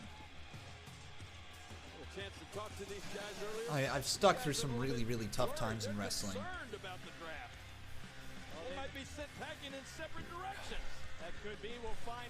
I have never felt so deflated being a wrestling fan. This six-man tag team matchup is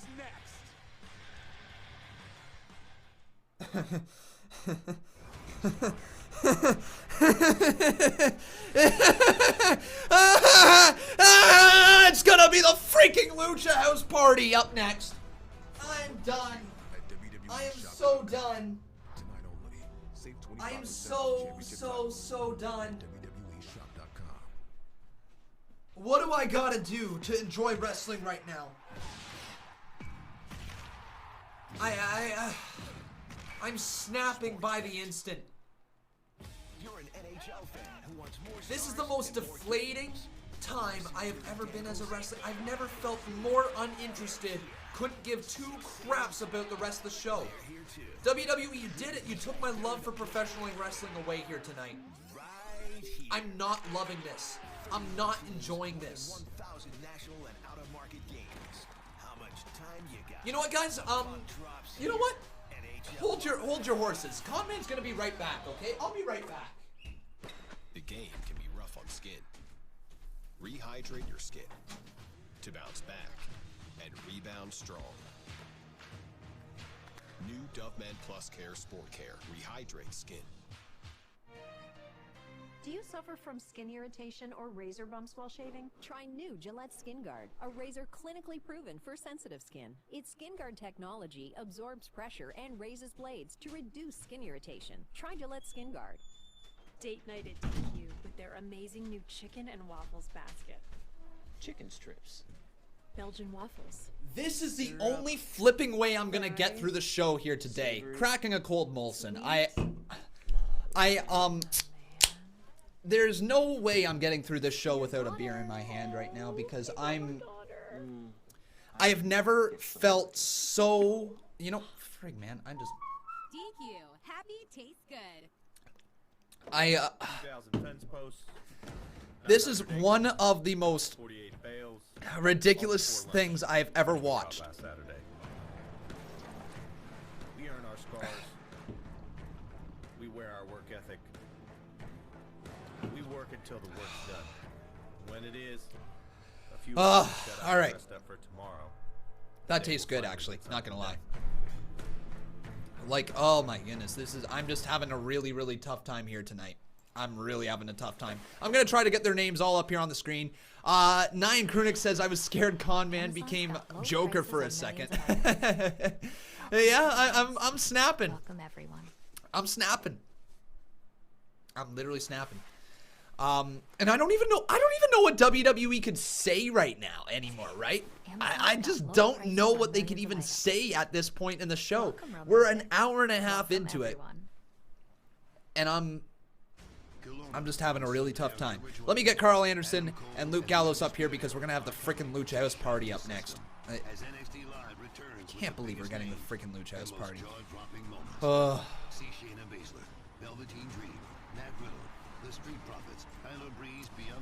Alright, the OC. And now we're going to get, like I said, Lucha House Party. So that's going to be Kalisto. Kalisto. Grand Metalik. And of course, Lince Dorado. The most interesting trio of superstars I have ever seen in my life. These guys are the greatest faction in the WWE. The Loser House Party. Oh, yeah.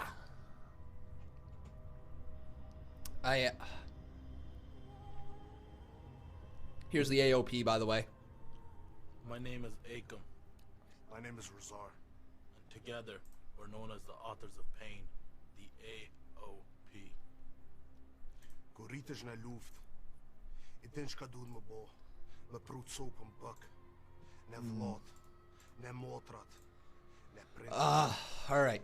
Let's read these donos right now. We got ourselves a $5 dono from Hunter Hand saying, maybe this is a storyline, like maybe someone comes out. I doubt it, but it could happen. If it doesn't, I'll be pissed and I'll stop watching the show. Well, that's okay, man. That is absolutely okay. Thanks for the $5 dono. I do appreciate it. If you want to stop watching the show right now, I totally accept that. I get it. Authors of Pain cutting a little promo right now.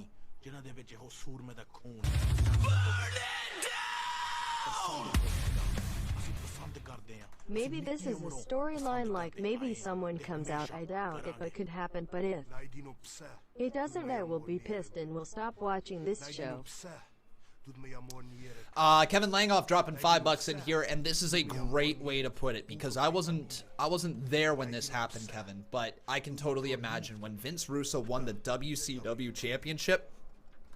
I can understand the fan backlash, right? And people acting like WWE can do no wrong. That's not the case whatsoever. There is another competing company now. I feel this way. I felt the same way when Vince Russo won the WCW title. Like WTF, mad fan displeasure when it happened.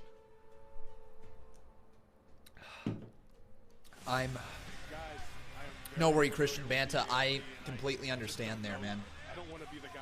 I don't even think I've been updating the results tab here tonight. That is how uninterested I am in this show here today. So let's take a look. What matches have happened so far? So we had Viking Raiders defeating Roode and Ziggler. So let me get that up there. Viking Raiders defeated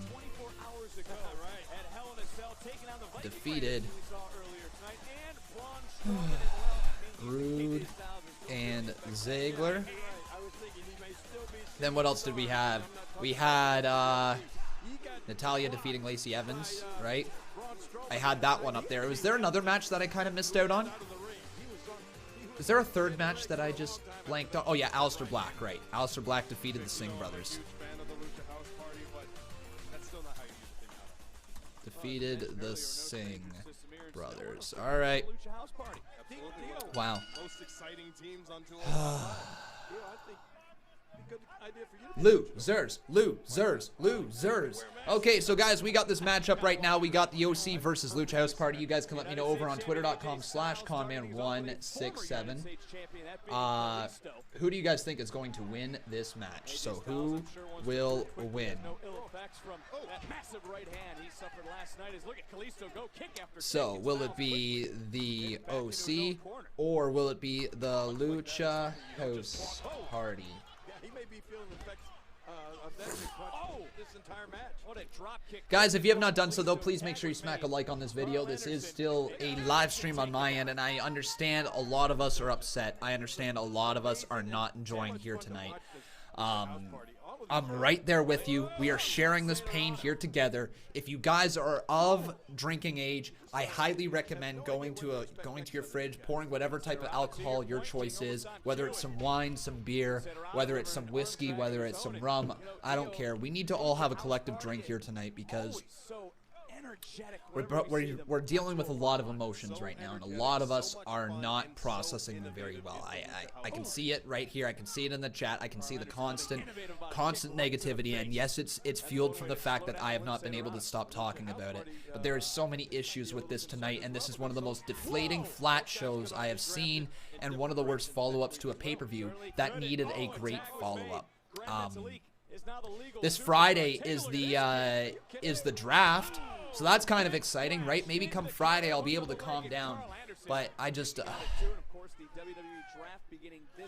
all I gotta say is I'm just so glad that Friday Night SmackDown is Fridays and not Tuesday Night SmackDown anymore. Because I'm not sure if I can continue 3 nights in a row of this garbage. Carl Anderson, though, with a right hand to Grand Metalik in the corner, makes the tag to Luke Gallows as the man with some face paint is back inside the ring. He's now taped up his hands as well to give him a cool little boxer-like look, and a big uppercut catches Grand Metalik down right there. What an uppercut by Gallows. I think the only fun that these two guys have is beating people up. They consider that fun. Well, there's no doubt all 3 members of the OC with a vicious side to them. Actually, all 3 guys. As Carl Anderson driving that elbow right. Do I think the Lucha House Party is the most dominant trio of all time? Nope. Nope. Nope. They suck. Actually, here's the thing. All right. With Lucha House Party, I've never been a fan of the Lucha House Party ever since they introduced their Lucha House rules, right? That kind of ruined it for me. And shocker, Conman likes the rules of WWE, right? Giant shocker. But what I will say this, Grand Metalik as an individual performer is incredible. Kalisto is very, very solid. Lince Dorado is underrated in many ways. As a trio, they are not good. I do not like them as a trio. I find them as bland as ever. Big drop kick there, and Lince Dorado and Kalisto make connection just a little bit off time, though. And now to the outside of the ring, Kalisto's going to go flying. Oh my god, where are they all going? Where are they all going? Everybody's up on the top. All 3 of them going with moonsaults, taking down all members of the OC. And it's commercial break. Cool. Well, let's just take a look over here at the Twitter poll. Who do you guys think is going to win this one? 74% say the OC. Yeah, I'm right there with you guys, the OC. And just you're looking at these tweets, guys. Like 32 likes on this tweet. Just released. WWE has a legion of upset fans. Just address the fact that last night's end was a debacle already. Like, people are not a fan You've waited all of of wrestling right now. To get back out there, to lace up, get your stick on the ice. I wonder. You're always ready. I wonder if the emotions that I'm going through right now with this show. I wonder if this is how a lot of people felt when they decided to truly quit WWE. Right now, get Is this what those people who picked AEW over watching WWE, is this what you guys felt? You're probably not in here because if you quit WWE, chances are you're not watching the stream. But is this how people actually felt? Is this the wave of emotions people went through when they quit the WWE? This is thousands of riders. Because I don't like this. World-class instructors and each other. I don't like being mad. I don't like being upset. I don't like being deflated here. Reaching your personal best.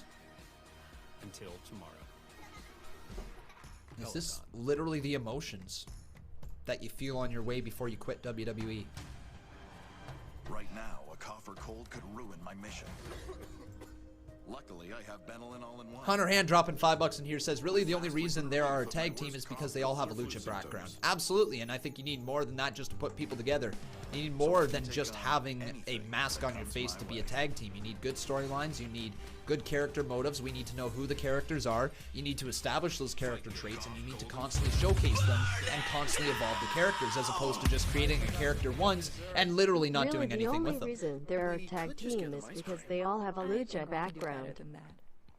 Please see my last comment. It will cheer you up. Cody, I'm scrolling through. Lucha House Party is the result of Vince being like, well, shit, pal, we need to do with them. I can't say this out loud. We need to appear diverse. That's good shit. That's good shit, pal. You know what's not good shit is this Monday Night Raw. And if you guys are enjoying Raw, kudos to you. Kudos to you. Stories of courage. I felt I could do anything. Gratitude. Big kudos to you guys if you can enjoy the show here tonight. And pride. Growing up here, playing hockey. I'm scrolling through Twitter right now. Let's see if people are complaining like crazy. Like, are people right there with me? This program is aggressive in nature. It may contain themes that are not suitable for everyone. Viewer discretion is advised. Back on Monday Night Raw, Carl Anderson and the OC have grounded the Lucha House Party as Lynch trying to get back to a vertical base in this six-man tag team match. What action this match has featured so much. Yeah, people on Twitter are not a fan of this either. All right. Spinebuster right there. Kick out by Lindsay Dorado. Building in Carl Anderson. Yeah, that's not a good thing. You don't want to be in a match against a frustrated Carl Anderson. Look at it. He's got a hold of that mask. We're going to turn the background audio up a little bit because I'm not my same self here with this show.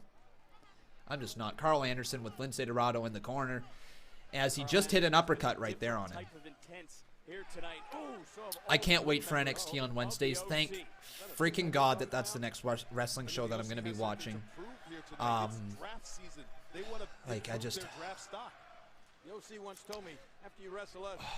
Rom Worm right here with a $5 dono says, for me, I'm at the point where I'm not really paying much attention to Raw tonight. I'm right there with you, actually.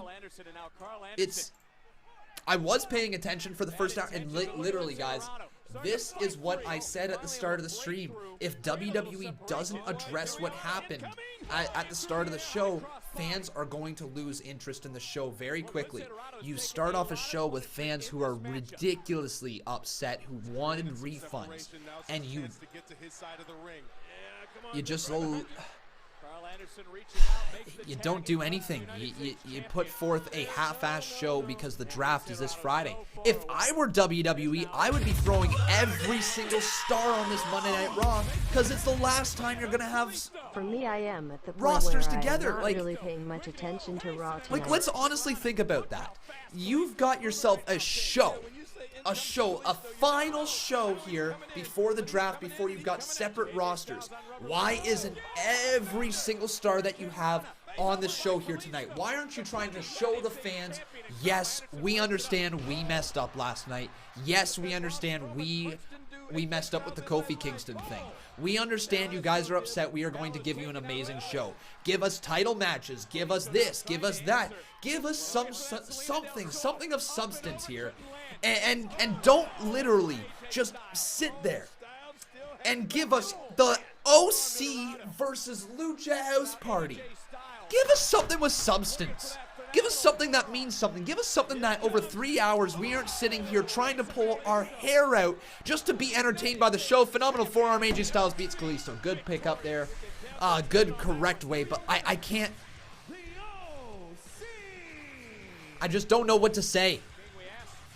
This is the most dumpster fire of 24 hours within wrestling I've seen in quite some time.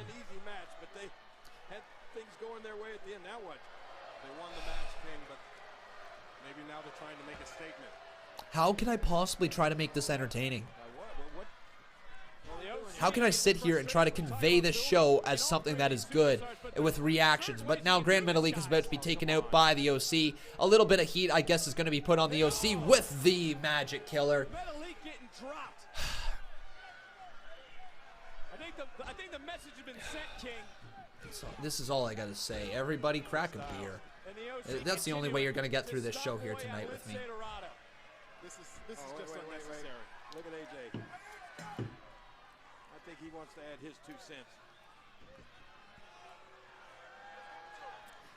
AJ Styles now thinking he might deliver a elevated Styles clash. Is that going to happen? The match is over. You've won the match. Match is over. AJ Styles looking to lock in the Styles clash and delivered. Down goes Lince Dorado, and I want to pretend that I'm excited, but I'm not. It does, Lou Dog, but I can't do it here on stream.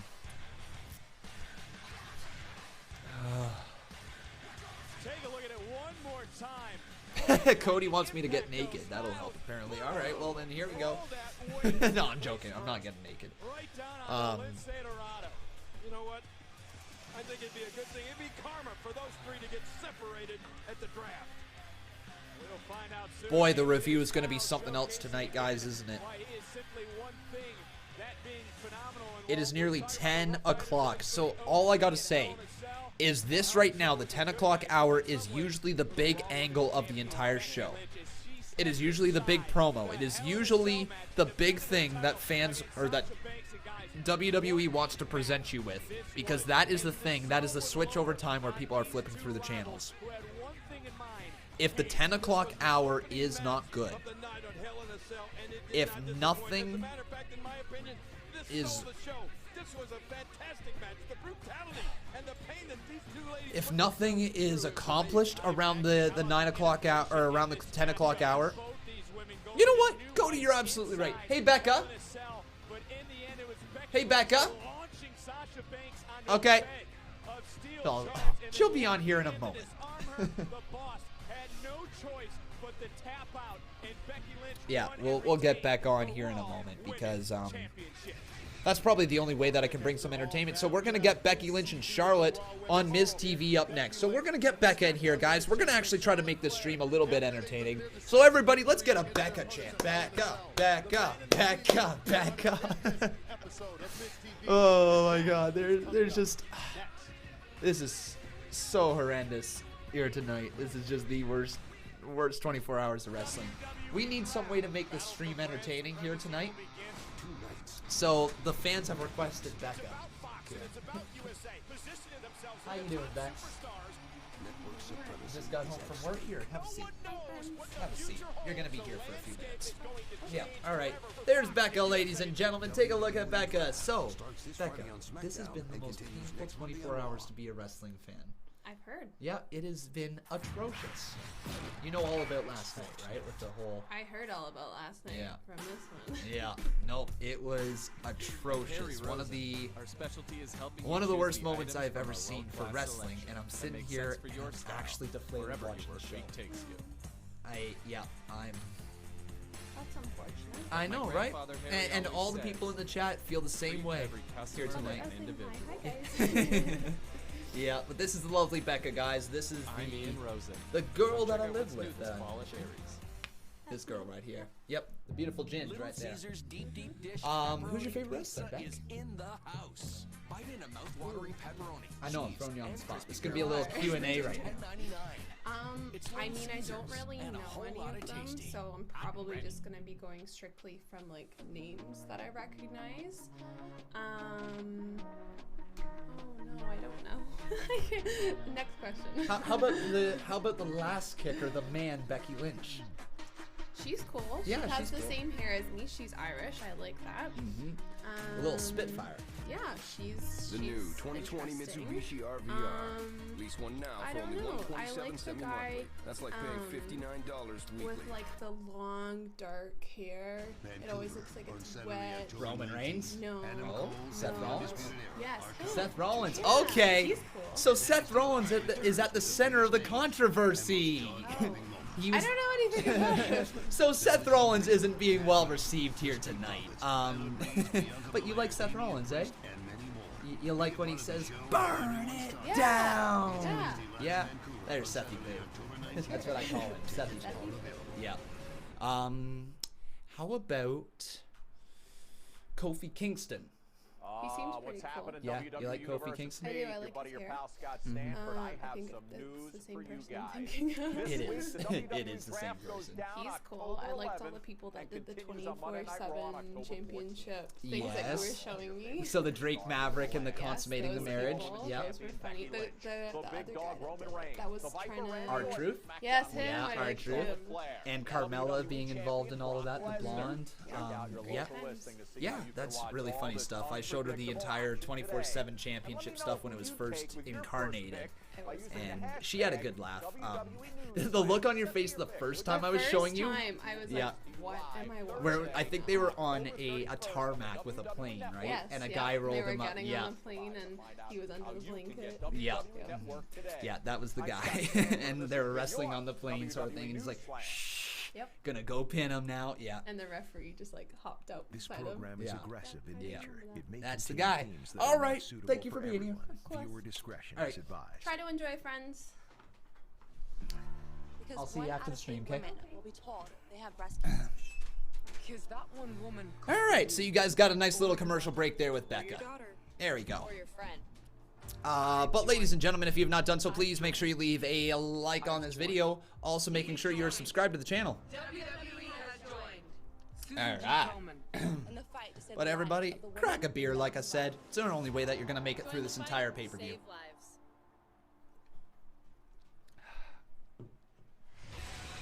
We're also going to roll a quick ad right now, guys. Super charismatic, undefeated, lineal heavyweight boxing champion of the world, the Gypsy King Tyson Fury is here on Monday Night Raw to confront and demand. It's going to be Miz TV now. Good, a promo where I can turn it up and not actually have to speak over this god-awful show.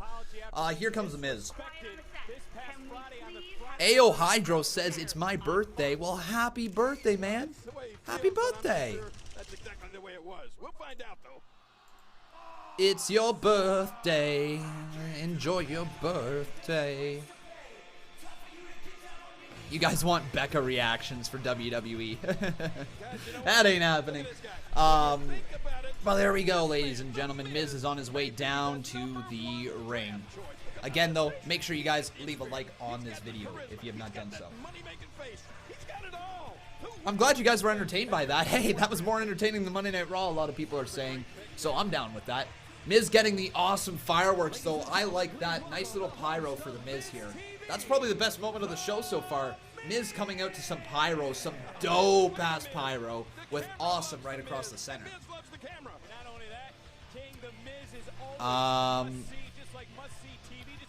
Natalie Rybenko saying maybe things will change after the draft with a $5 dono. Thank you so much, Natalie. I appreciate it.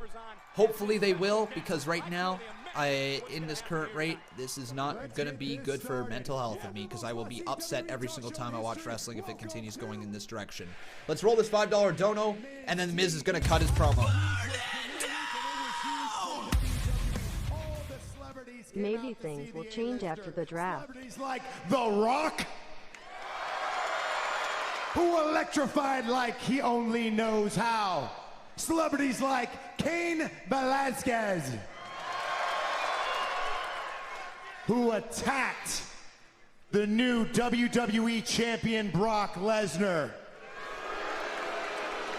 Celebrities like Tyson Fury, who went after Braun Strowman, and trust me, I can't wait to see what he has to say later on tonight. But right now, I want to welcome my first guest. She is the Raw Women's Champion. She is the man, Becky Lynch.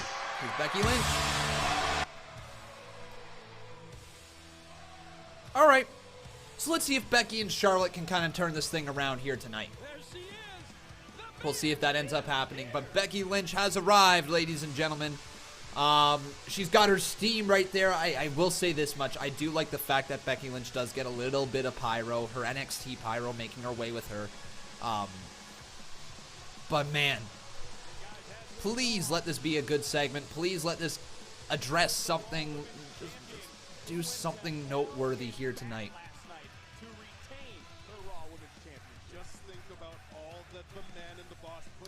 Y'all be mad all you want, but that Lucha House Party match was fun. Again, like, how do I enjoy tonight? I was just in awe as we were sitting that close to Hell in a Cell and watching what the man and the boss put themselves. I wish I could. I wish I could just straight up enjoy tonight. I'm not enjoying it. 24 hours removed from that Hell in a Cell matchup against the boss Sasha Banks. It'll be a good segment, says Edward Shore. All right, buddy, I'm holding you to that. Let's address this fact right now. Let's get this promo up on the screen. And here's Becky Lynch with The Miz.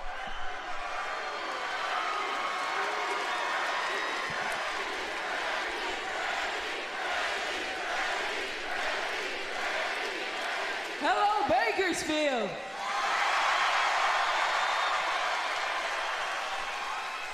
Welcome. But we have one more guest to get to as well. Ladies and gentlemen, please welcome the SmackDown Women's Champion, the Queen, Charlotte Flair. And here comes Charlotte. The Queen. Everybody right now, because... oh, excuse me. Because this show has been so underwhelming. Everybody, I need us to dig down deep into our stomachs, and I need us to let all of our frustration out right now. The way we're going to do that is on the count of 3, we are all going to collectively let out a giant woo. All right, everybody? So dig down deep. Reach down into the pit of your stomach. Look at all that anger, all that frustration, all of that deflatedness, all of that type of feeling. And everybody right now, let it out on the count of 3. 3, 2, 1. Woo!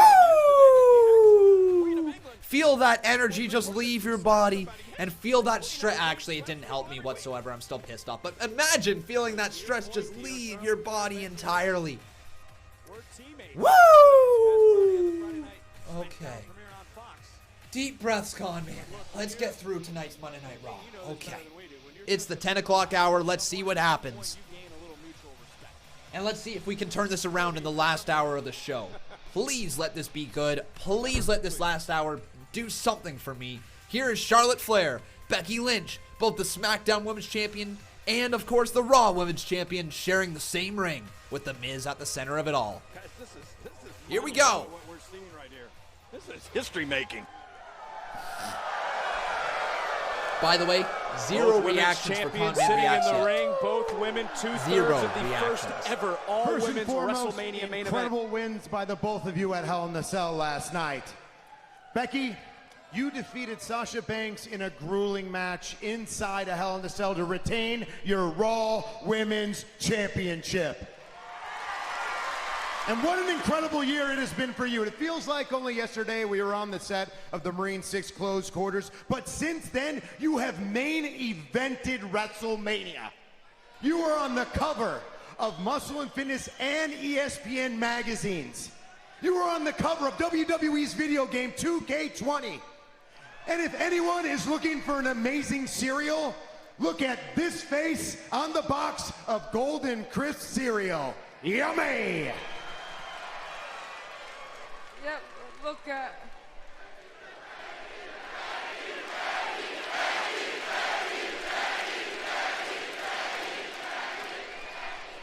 Yeah, accomplishments are great.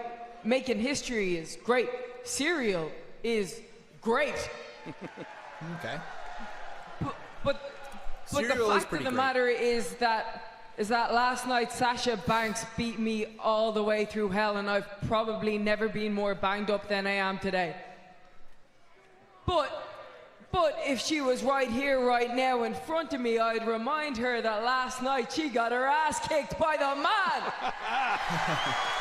All right, that's a good little promo to start off. All right, I'm in. Someone else got theirs kicked, yes, last night as well, and her name was Bayley, and she was kicked by Charlotte, who became the new SmackDown Women's Champion. In a milestone win, that is your 10th WWE Women's Championship. I mean, what can I say? It's good to be the queen. And here we are, both of you champions, both of you at the peak of your careers on the cusp of the WWE draft. And I don't need to remind you this, but I will. The draft can change careers. It can change the direction of everything. You could end up on either brand, or you both could end up on the same brand. The two most dominant women in all of WWE. Dominant women? Ooh. Or you could just say dominant. Well, we're gonna see how dominant both of you are tonight, because you two will be teaming together against the new WWE Women's Tag Team Champions, the Kabuki Warriors, in an all-championship showcase match. And on a night like tonight, everybody's bringing their best. Everybody has something to prove. Even champions like Asuka and Kairi Sane. Look, as beat up as I am, I've got something to prove to myself tonight. Asuka and I, our paths don't cross very often, but the last time that they did, she beat me. Oh. And that is a wrong that I would like to correct tonight. All right. Nice storytelling. Okay, good WWE. I'll give you praise there. I'm always the consummate professional. Yeah, look at you over there, all happy with yourself with the belt that I made famous. Woo. All right. All right. And I made you famous. Oh. Oh. Okay. All right, I'm in. All right, I'm in. Women carrying the show again. And you might have been Becky 2 belts once, but I've been the woman 10 times. Yeah. Your reigns may be plentiful, but mine are meaningful. Still, 10 times is 10 times. Guys, these women have to team up. All right, so that's where that pay-per-view, or that's where that segment ended up going. Damn, I thought it was going to pick up a little bit more, but here comes the Kabuki Warriors, Asuka and Kairi Sane, the new tag team champions. We got ourselves a new boss up in here, I believe, as Hunter Hand. Yeah! Woo!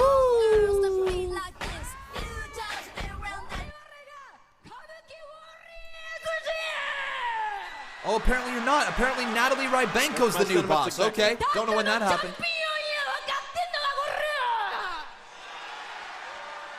I don't think she should say that.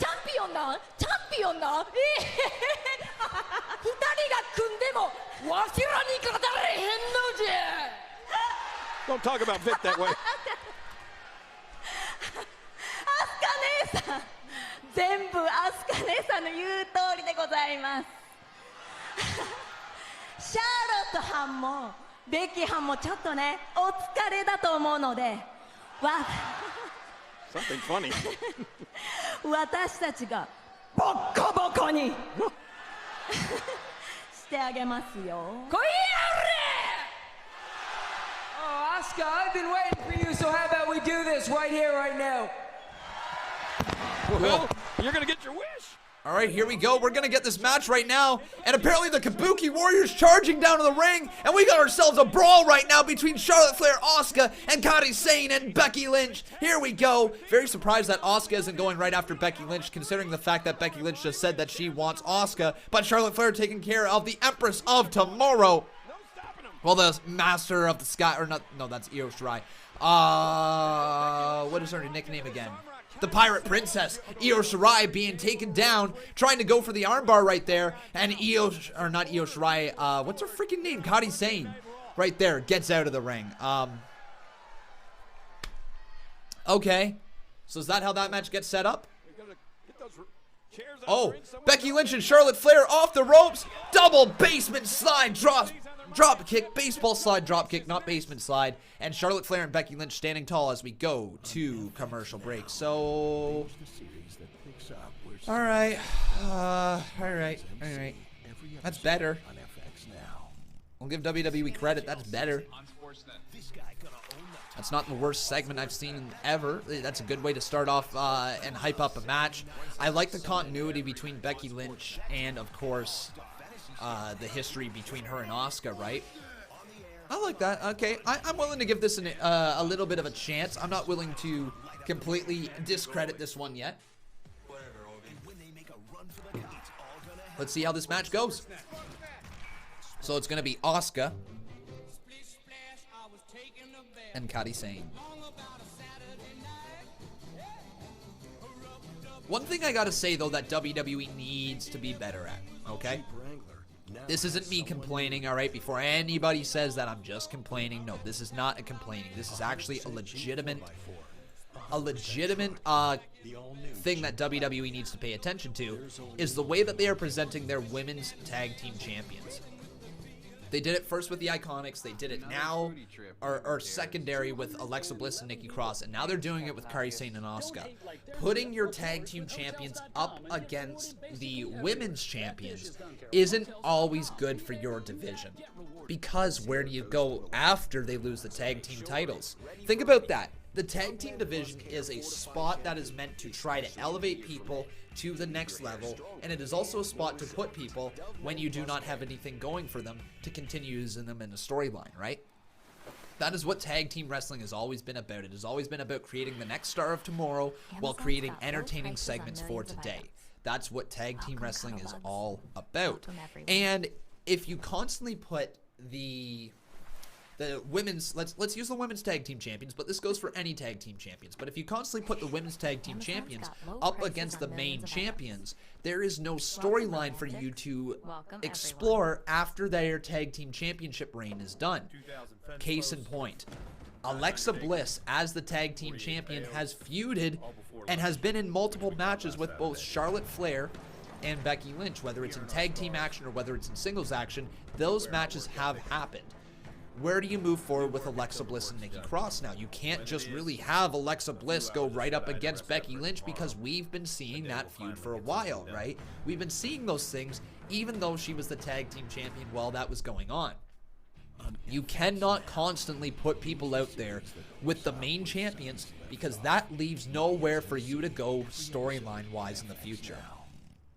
Conman doesn't know anything about tag team wrestling. I sure as hell do. Do you know that you need to hold on to the tag team rope when you make a tag? Did you know that you have to tag over top of the top rope and that you can't be tagging any part that is below the waist? Did you know that you have to make contact on the upper body for a legal tag to happen? Did you know you have 5 seconds and 1 official break within tag team wrestling to come inside the ring and break up a pinfall? If you do the second one, it's supposed to be a disqualification. Did you know that any single time that a person who is a non-legal person attacks the legal person in the ring, it is an immediate disqualification? Did you know all of that? I'm not too sure if you did, but if you did, good for you. But then you're on the same par as me, and then we both understand tag team wrestling. So I hope that kind of clears things up for you, you little person. Let's get back here to this matchup, though. As the match is ready to get underway, we got ourselves a matchup right now between the Kabuki Warriors, the new tag team champions, and the two women's champions in Charlotte Flair and Becky Lynch. Can't wait. Charlotte Flair and Becky Lynch are arguing over how they can take each other's championship titles, but if they have a win here tonight, they could find themselves both with 2 championships. All right. Well, we've seen Becky 2 belts before. If you guys head on over to twitter.com/Conman167, there will be a Twitter poll. So who will win? Hashtag Raw, hashtag WWE. Will it be Kabuki Warriors? Or will it be Flair and Lynch. Was on display last night at Hell in a Cell, but again, King, Becky Lynch has to be feeling the effects of Hell in a Cell. Well, she said it herself. Is it for the tag straps? No, this is a non-title action right now. Non-title match right now. But we're going to bring the Twitter poll up on the screen for all of you to see right now. Like I said, you can head on over to twitter.com/Conman167 and vote in this poll. But we got ourselves in the ring right now. The man Becky Lynch starting off with Asuka. So I like the fact that WWE did bring Kairi Sane to attack Becky Lynch at the start, and I did like the fact that Charlotte Flair attacked Asuka, because now starting out of the match, we got Becky Lynch versus Asuka. I think that's actually a cool little detail to the story, and I like the way that it developed. When is Fury on again? Watch, Fury's probably going to be the main event, and we get zero explanation for what happened last night at Hell in a Cell. Most likely scenario. Undefeated streaks in WWE history. Well, you're right about that. And I'll tell you, Dio, that I think she'll be drafted not just high, but very high Monday night. Really should add a third to the poll. But Kairi Sane, nice little axe kick across the back of the head. Asuka and Kairi working well together. Nice basement drop kick there from Kairi Sane. And Sane looking really, really solid here. But are Asuka and Sane heels? Are Asuka and Sane actual heels right now, or are they? Oh, double stomp there from Sane. Nicely done. And somehow I'm the most invested in this match so far of the evening, which is good. It just took a little bit of booking to get this match invested. And again, like, I'm not a giant fan of tag team champions taking on main champions, but at the same time, you know, it is what it is, and at least we're going to get a decent match out of it. Kairi Sane hammer fist right into the center of the midsection of Becky Lynch. Irish whip reversal sends her into the corner, but a big thrust kick stops her from advancing any further. Is now Kairi Sane measuring Becky Lynch. Lynch able to roll up and over. Lynch hits her with a back heel kick. And now this is a moment for Lynch to make a tag to Charlotte Flair. No kidding, get her in there. Yeah, Becky, you got to reach out. She's ready to go. She going to be able to make the tag? Kairi Sane makes the tag to Asuka, and a tag has been made to Charlotte Flair. So now Asuka and Charlotte are the two legal women inside of this match. Charlotte Flair getting the babyface hot tag right now as she delivers a chop right there to Asuka. Another chop there, a third chop, a fourth chop, a fifth chop. My God, my mouth is like, I'm spitting everywhere. I know that's gross to hear for you guys, but I'm literally spitting everywhere right now. Don't know why. Mouth is salivating too much, apparently. Oh well, up and over. Asuka dropped on the back of her head. Man, oh man. And Charlotte Flair now looking to take the offense to the new tag team champions. Watch WWE completely make the Kabuki work. Oh my God, natural selection to Asuka. Asuka just got hit with a natural selection, but she rolls out of the bottom of the ring, somehow staying alive. But what's she gonna do now? Charlotte Flair looking to deliver some more offense here. Is she thinking a giant move? Charlotte, what you thinking, girl? Oh my God. No, Charlotte. Charlotte's going all the way to the top rope. Charlotte Flair. Moonsault taking out both of the Kabuki Warriors. Down goes Sane and down goes Asuka. And that is one way to make an impact here tonight on Monday Night Raw. What a beautiful moonsault. Back inside the ring, though, as Asuka gets tossed right back in there. Charlotte Flair, oh my God, they're going to put away the Kabuki Warriors this quick. Looking for a little figure four leg lock, but Charlotte Flair sees Sane coming back in the ring and hits her with a beautiful overhead suplex right there. But Charlotte Flair right after Asuka leaps all the way over, but Asuka kicks her in the midsection. And then we're going to go to commercial break. Okay, cool. Is this really the main event? No, this is not the main event. Our main event will happen in about 30 minutes. But ladies and gentlemen, I just got to go to the bathroom. I will be right back. So don't move a muscle, as Conman167 will be returning to your screens very, very shortly. Stand out from the crowd by going your own way. And always have something big up your sleeve. Our big thing is the Chase is on clear out. Get as low as 0% financing for up to 84 months, or up to $4,000 in clearance bonuses. Date night at DQ with their amazing new chicken and waffles basket. Chicken strips. Belgian waffles. Syrup. Fries. Savory. Sweet. My lady. My man. Your daughter. Oh, I love our daughter. How did we get so lucky? I don't know. DQ. Happy tastes good. At Harry Rosen, our specialty is helping you choose the items from our world-class selection that make sense for your style, wherever your work week takes you. Like my grandfather Harry always says, treat every customer like an individual. I'm Ian Rosen. Come check out what's new this fall at Harry's. And here we have the bedroom. Comfy, right? Another astounding find from Leon's. This week at Leon's, save the tax on all furniture and mattresses. Visit leons.ca for details. It's quite the buffet at this hotel, isn't it? It really is. And so close to the stadium. I managed to book the last room for $150. I booked the last room a few months back. I booked the last room a week ago. I booked yesterday. All right. What? Some hotel bookings. I'm back as well, ladies and gentlemen. Here we go. All right. Conman's going to try to be entertaining for the last 40 minutes of this show. Hopefully I can. Hopefully I can bring some sort of excitement to your lives here tonight. The new sporty GLC. Wonder if Con ever thought about having Bob on split screen for important pay-per-views. Just an idea. Yeah, I've definitely thought about it. It wouldn't be easy with my current setup, right? It'd be very difficult, and also another issue that we run into is Bob's internet is absolutely poop. When we were doing the podcast, one of our major issues was the fact that he was lagging all the time, right? And the reason he was lagging was because his internet was an absolute atrocious piece of pile of crap. So he would have to upgrade his internet if we were able to do that, and that's just not a thing that is going to happen for Bob. So that's not really within the realm of a possibility. Did I change the room? Well, I moved. I moved about 2 months ago, my friend. Hayes Wolf saying, Conman, read this. This has been confirmed that Bray got injured at Hell in a Cell. This program Did he? is aggressive in nature. Interesting. I'm curious to hear what that's all about, if that is actually truth or not. Or if they're just trying to work us. Man, why don't the Kabuki Warriors have someone talk for them? That was a terrible segment. Hey, well, yep.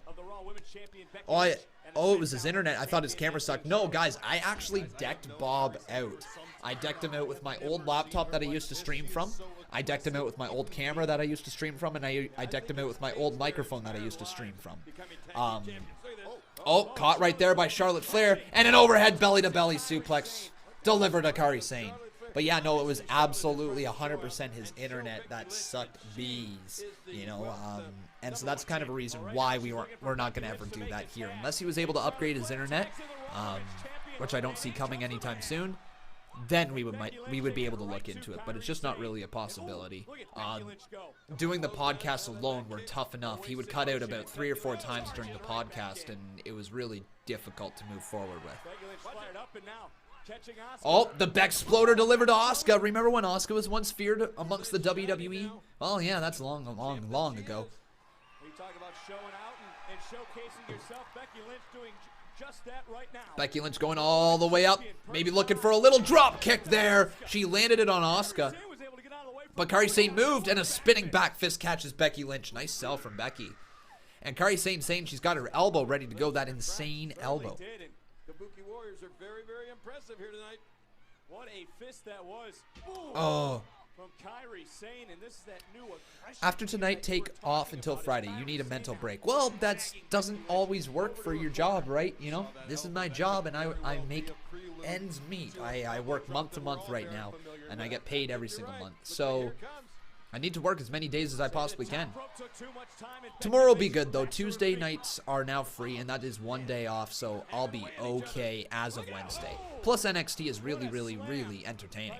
But nice little slam right there from Becky Lynch. Going all the way up, maybe looking for a little leg drop. Becky Lynch, leg drop delivered to Kairi Sane. Here's the cover, but a kick right to the face from Asuka.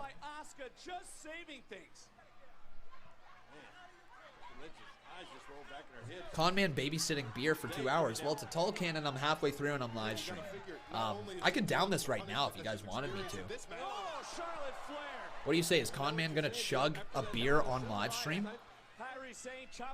Whereabouts is it? Oh, here's a roll through. Roll up. Kairi Sane's got the roll up on Becky Lynch. 2 kick out by Lynch. Oh, right into the disarmer. But Charlotte Flair on the far side, and Charlotte Flair's distracting the referee. The referee can't see it, and Asuka's getting back inside. Green mist again to the face of Becky Lynch. The green mist returns. Roll up by Sane. 2.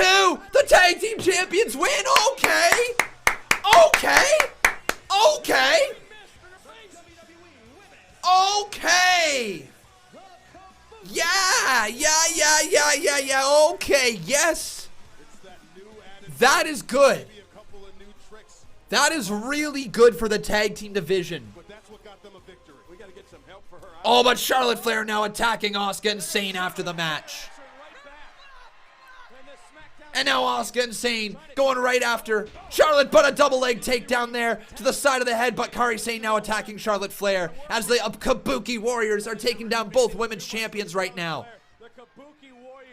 Kick to the side, and Charlotte Flair's getting beat the hell up. Oh, okay, we're going to get a little bit of Alexa Bliss and Nikki Cross coming down to make the save. Kairi Sane locked in a little leg lock, but Kairi Sane and Asuka being taken down by Nikki Cross and Alexa Bliss. Man, Bliss threw a hard knee on Kairi Sane. That looked like that actually connected on the side of the head. All right, nice little spin kick right there from Asuka as she lands that right on the chest, but off the ropes, hip attack, misses. Cross hits her with a forearm and knocks her to the outside of the ring, and Bliss with the right hand knocks Kairi Sane down, and Sane now hit with a neck breaker right up into the blissful DDT.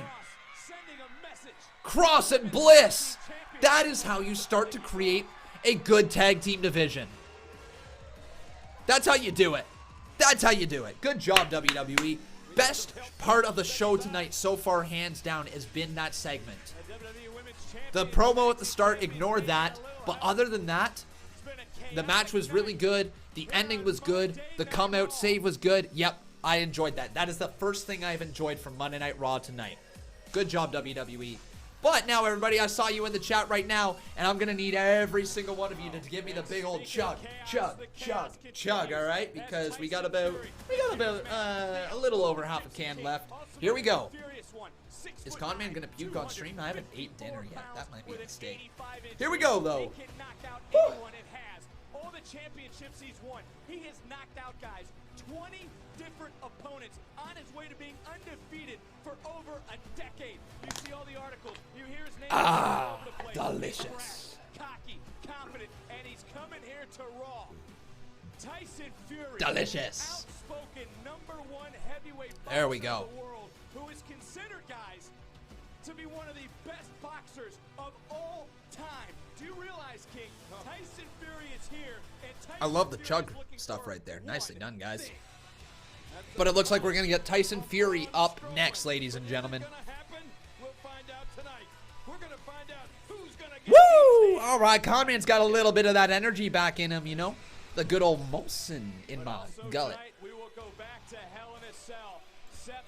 So we're going back to Hell in a Cell tonight, so we are going to get some answers, guys. We're finally going to get some answers. At least, I believe we're going to get answers. We don't know for sure, right? Well, one superstar who has had the biggest heart and the most inspiring stories is none other than the big dog. All right. So, let's take a look right now at our results tab. We got to update the fact that Kabuki War defeated Charlotte and Becky. And unfortunately, it's back. When you're on that island, can you guys believe that Roman Reigns' announcement has been a year ago? It's been a year since Roman Reigns announced the fact that he had leukemia. It's been a whole freaking year. very first video that I received. All right, but right now, ladies and gentlemen, if you're enjoying the show, please make sure you leave a like on this video. Also, making sure you are subscribed to the channel. You can see your name pop up on the top left-hand corner. You can also make sure that you subscribe to Conman Reacts. So far tonight, there hasn't been a single thing that I'm going to be posting over on Conman Reacts, but there is a video over there right now called Hell in a Cell, What Did You Think? If you guys want to take a look at my longest What Did You Think video and my angriest What Did You Think video, that's the one. So go on over to Conman Reacts and make sure you click on that latest video when you watch it. It's about 10 minutes long, so you guys should enjoy it. Just to see her smile in person, you know, and to see her out of her hospital gown, it really felt like a blessing. You let me know how you're doing, and it might be a year to the day, but it's definitely a year. I don't know if it's for sure a year to the day, but it's definitely a year. The women's champions lost to the tag champs like it always should be. Two women on the same page beat two women who hate each other, even if they're the best in their division overall as singles competitors. Absolutely, Steve Taylor. I'm going to give you a big old heart right there because that is absolutely correct. That's how you book tag team divisions. You create stories, but you don't ever discredit the fact that a team is so solid together. That tag team wrestling is so different than singles wrestling.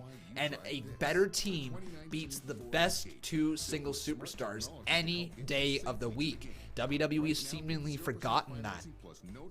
So I'm glad to see that they remembered how to book tag team wrestling there today. Especially with Asuka and Zayn being more on the heel side of things now. And I'll give them the credit. You know, they didn't really give an official heel turn, but they did certainly back up the fact that they're heels with back-to-back matches, cheating to win with the Green Mist. It works for me. It works. Kevin Langoff saying, love the Green Mist. Asuka needs to spray that in Vince's face. Yeah, he needs a good old Green Mist to the face. He certainly does. Thank you so much, Kevin Langoff. I appreciate your support. But remember, guys, if you guys are also enjoying the show, you too can drop your own donation. It doesn't matter how much or how little. But what do you guys say? We also maybe get a new member up in here. I want to hear some sweet knees today. Love the Green Mist. Asuka needs to spray that in Vince's face. LMAO. Yeah, I want to see some. I want to see a new member. All right. What do you say, guys? Can we get one new member? I want to hear the sweet knees at the top of our lungs. All right, everybody. Let's see it. We're building up the hype. Are we gonna see a new member up in here? Are we gonna see somebody turn into Team Green right down there? Who's gonna be the first one? Who's gonna become a member? Who we got up in here? Oh,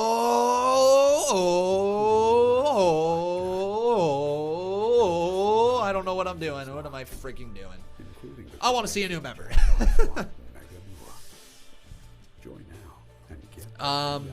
They aren't going to discuss Seth versus Fiend. They will recap it. Nothing more. No appearance from Fiend or Seth. That would just be ridiculous if they don't do an actual appearance. Like, ugh.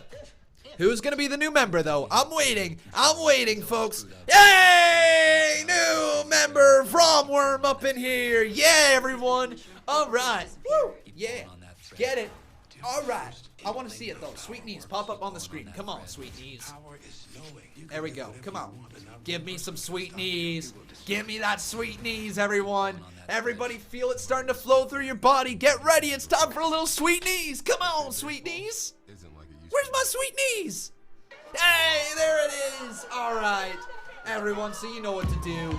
Everybody in the entire Conman universe, this is something that we do every single time we got a new member. We sing a little song, and it goes a little something like this. So you got to take your left hand, put it on your right knee, take your right hand, put it on your left knee, rub it around a clockwise circle of motion, and sing it. Sweet knees are made of these. Who am I to disagree? Yeah, sweet knees. Woo! All right. Thank you so much there, my friend, for becoming a new member. That is a raw worm right there. Get those sweet knees. Tonight's Seat Upgrade is presented by Little Caesars. Stop by tonight for a large quattro pizza or order it on the app and skip the register with the Pizza Portal pickup. Congratulations goes out. Peter Dunaway saying Bray suffered a legitimate injury. We'll double check that, all right, man? We'll double check that at some point. We'll find out here tonight if there's something going on a little bit more.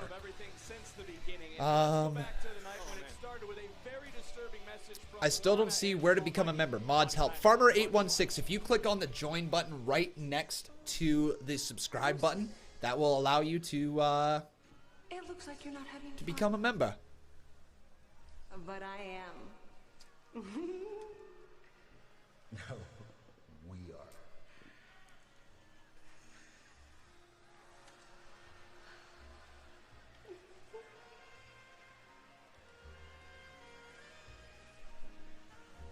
Man, oh man, right back there. To the Bobby Lashley and Lana thing, reminding us what happened at the start of this show and where we've come from so far today.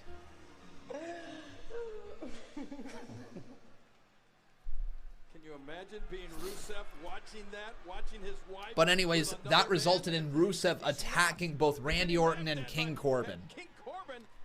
I will say this much. Randy Orton and King Corbin look like they're having a time of their life at ringside. They look like they're actual buddies outside of the WWE. Would you do a sweet knees during Hell in a... One sec.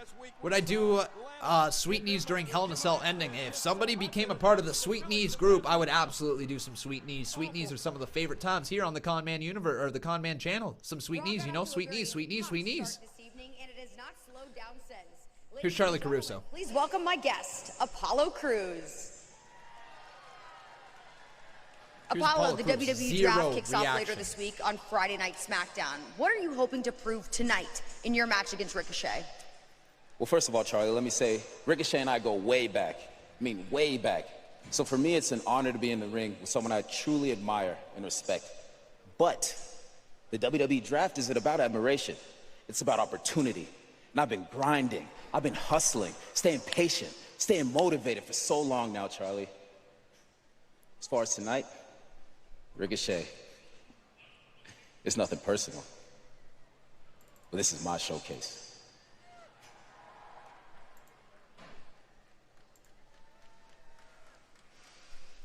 Viking Raiders. Ziggler, Roode, tonight you joined the ranks of the fallen, and you learned, just like everyone else, that nothing and no one can keep us from our fate. Next week, we raid and become the new Raw Tag Team Champions. Cool. Cool. All right. Weird promo. Looks like the Viking Raiders have their eyes set on the Raw Tag Team titles, but please welcome my guest, who also has lofty aspirations, Ricochet.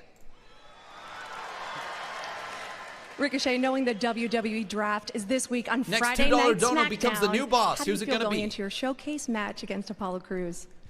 Honestly, Sarah, if my name gets called this Friday to join the Blue brand, then this will be my last time competing here at Raw. And if that's the case, then there's nobody that I would rather share the ring with, no more than one of my legit best friends being Apollo Crews.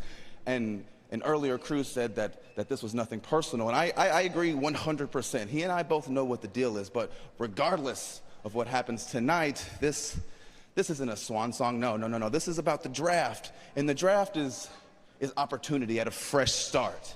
So whether that's Friday on SmackDown or here on Monday Night Raw, I'm always ready to prove that superheroes can be real.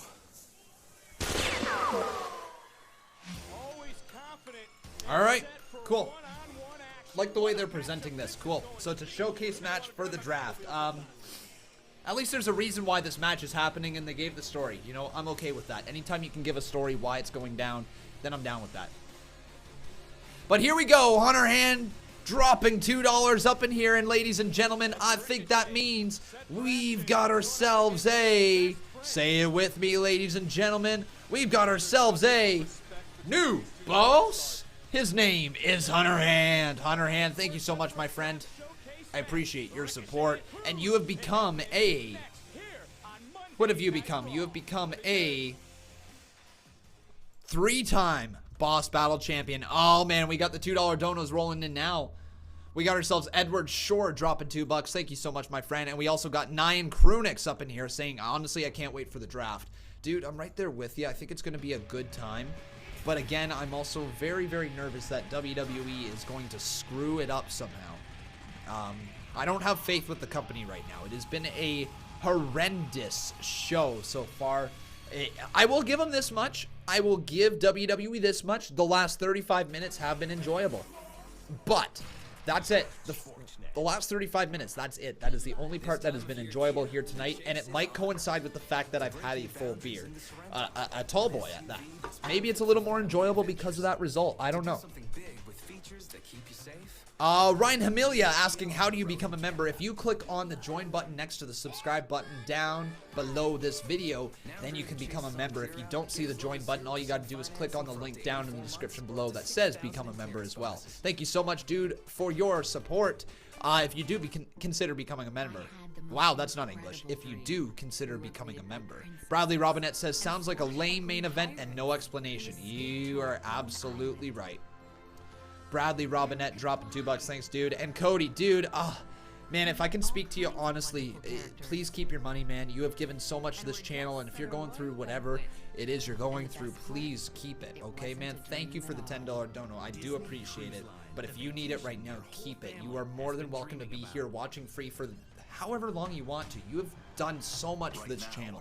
I can't reiterate that enough. Thank you, Cody. I do appreciate it, but if you need it, keep it. That goes for everybody, all right? But regardless, Cody, thank you so much. And you know what we're gonna hear? We're gonna hear the little bit of Triple H's theme music, because Cody dropping $10 in here, so let's do it. Oh, the king of kings.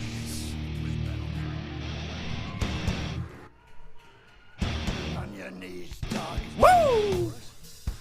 Get it. Yeah. All hail. Bow down to the king. And your king is Conman. King Con. Kevin Langoff, thank you for your $2 dono as well, buddy. He says, is it just me or has there been no pyro tonight? Yeah, there's been a little bit of pyro. No, there was pyro during Miz's entrance. There was pyro during Charlotte's entrance. There was pyro.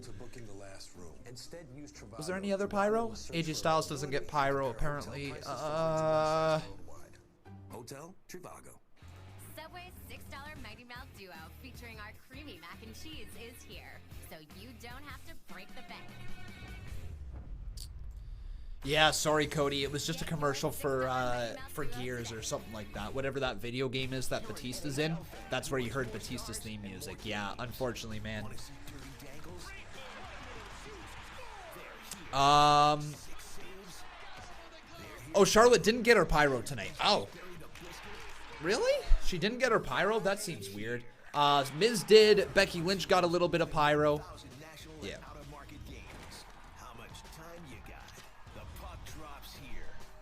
Gears of War. That's the name of the video game. Yes. All right, we're going to roll a couple quick ads, and then we're going to be right back to the action here tonight as we close in on the final 20 minutes of the show. They better address the fact that what happened. What is this match? Oh, right, Apollo Crews, right? Yeah, we're going to get this match now. Is this our main event? Really lost Apollo Crews. What? Okay, no, what the hell? Apollo Crews just went out of nope. Apollo Crews is gone. What? I literally just lost Apollo Crews. How did I do that? Apollo Crews' photo just literally went haywire and it just effed off out of the stream. Tyson Fury and Braun. So we're not literally going to get any explanation, are we? Oh my god. We're not going to get any explanation till last night's. You're right, because it's going to be Tyson Fury and Braun. Oh my god. Oh no. Oh no. Did WWE just do that? They're literally putting it out of sight, out of mind. Oh no. You're right. That's. Oh! You know what, guys? I remember sitting in this right at our announce table one night on the draft, and my broadcast partner got drafted to the other brand. Oh, don't leave me, King. You never know what. Are you freaking kidding me? You're absolutely right. That's what's going down. There's going to be no explanation here tonight. And these two superstars know each other so very well as Ricochet this time. Okay, let's get them up on the screen. Ricochet and Apollo Crews. Apollo Crews. The counter for every counter. Oh, what a drop kick by Apollo Crews. Second thoughts about doing the post show then? Yeah, this has been the most boring episode of Monday Night Raw I've watched in a long ass time. There's been one segment that I've enjoyed here tonight. We'll wait and see till the end of the show, but I don't know about the post show because there's really nothing to freaking talk about. Hey. How is this what we're getting here? Every Monday and every Friday on the USA Network and on Fox. They're sitting there right now. I'm sure they're scouting this match very closely with a You're literally in direct competition with AEW. Look, I know they're not live tonight. I know AEW isn't live tonight, but my freaking God, wouldn't you think you would pull out all the stops with debut week and try to reiterate the fact that you should be watching WWE? I'm down for this match, though. Let's see how this match goes, and then we'll worry about the main event, because I don't want to be shitting all over this thing right now, because Apollo Crews versus a Ricochet is a fine match in its own right. They're both two incredibly talented performers. Apollo Crews is incredibly underrated. His charisma isn't quite there, and I think that's the thing that's holding him back within the WWE. But the fact that he is really good in the ring can't be going unnoticed, right? Who will win? Will it be Apollo Crews? Apollo Crews. Guys, I've had one drink. I'm not drunk. I am 100% not drunk. I could actually legally drive right now. I am not even legally considered drunk. Trust me on that. One beer and you can still drive, so don't worry, folks. Conman's fine to be live streaming. Oh my God, we got ourselves a 450 450 live stream, a 450 splash attempt from Ricochet, but an enziguri to the side of the head from Apollo Crews, and now he's gonna stand up, looking for a standing moonsault as he lands on Ricochet. Cover 2, but a kick out by the superhero. Now, you guys have seen Conman drunk here on the show, right? You've definitely seen Conman drunk before. You've seen Drunkman167. It's been a while since we've seen it, though. Apollo Crews, though, down backslide. Apollo Crews, back up. Oh! Off his finisher, and it's over. Wow.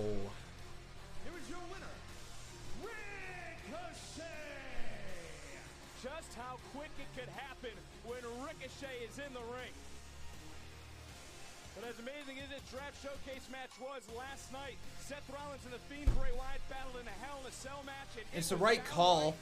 The right person won.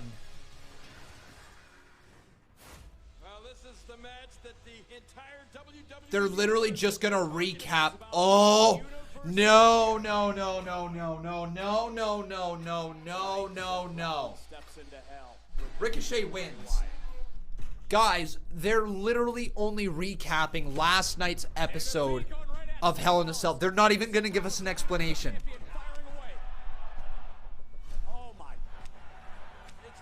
No.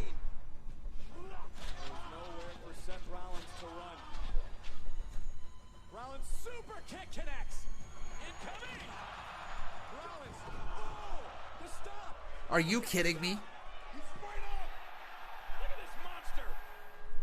Is this WWE's only explanation? Because we're getting Tyson Fury in the main event. Oh my God.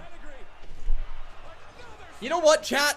You know what, chat? F this. AEW. AEW.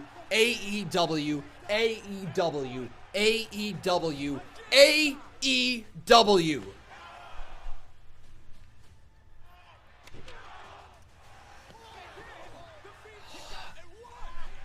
Guys, we had 35 minutes of a good show tonight. 3 hours long, 35 minutes were solid. That's it.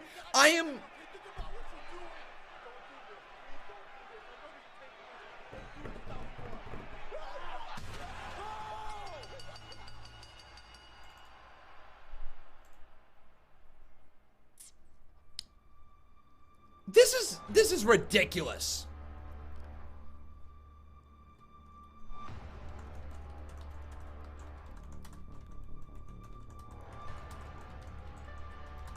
I don't know how else to explain this, ladies and gentlemen.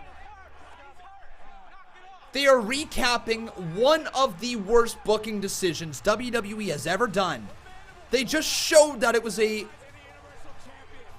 zero explanation. Zero explanation. You had the entire WWE fan base turn on you.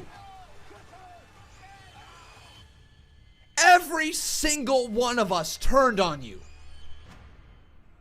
And you give us zero explanation for the crap we have just went through over the...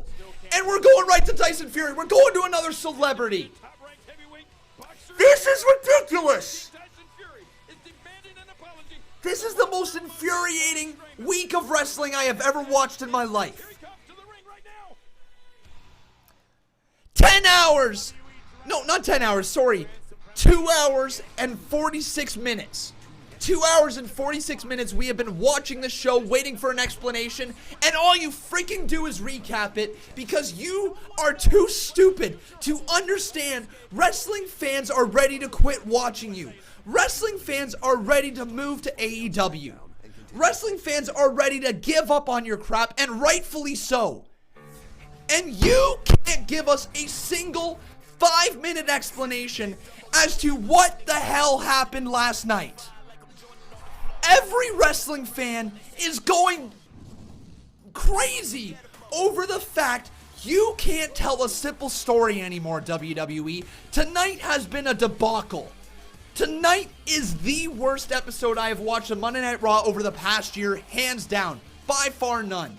The worst episode I've watched over the last year, and it's up there in a top 5 worst episode of the decade.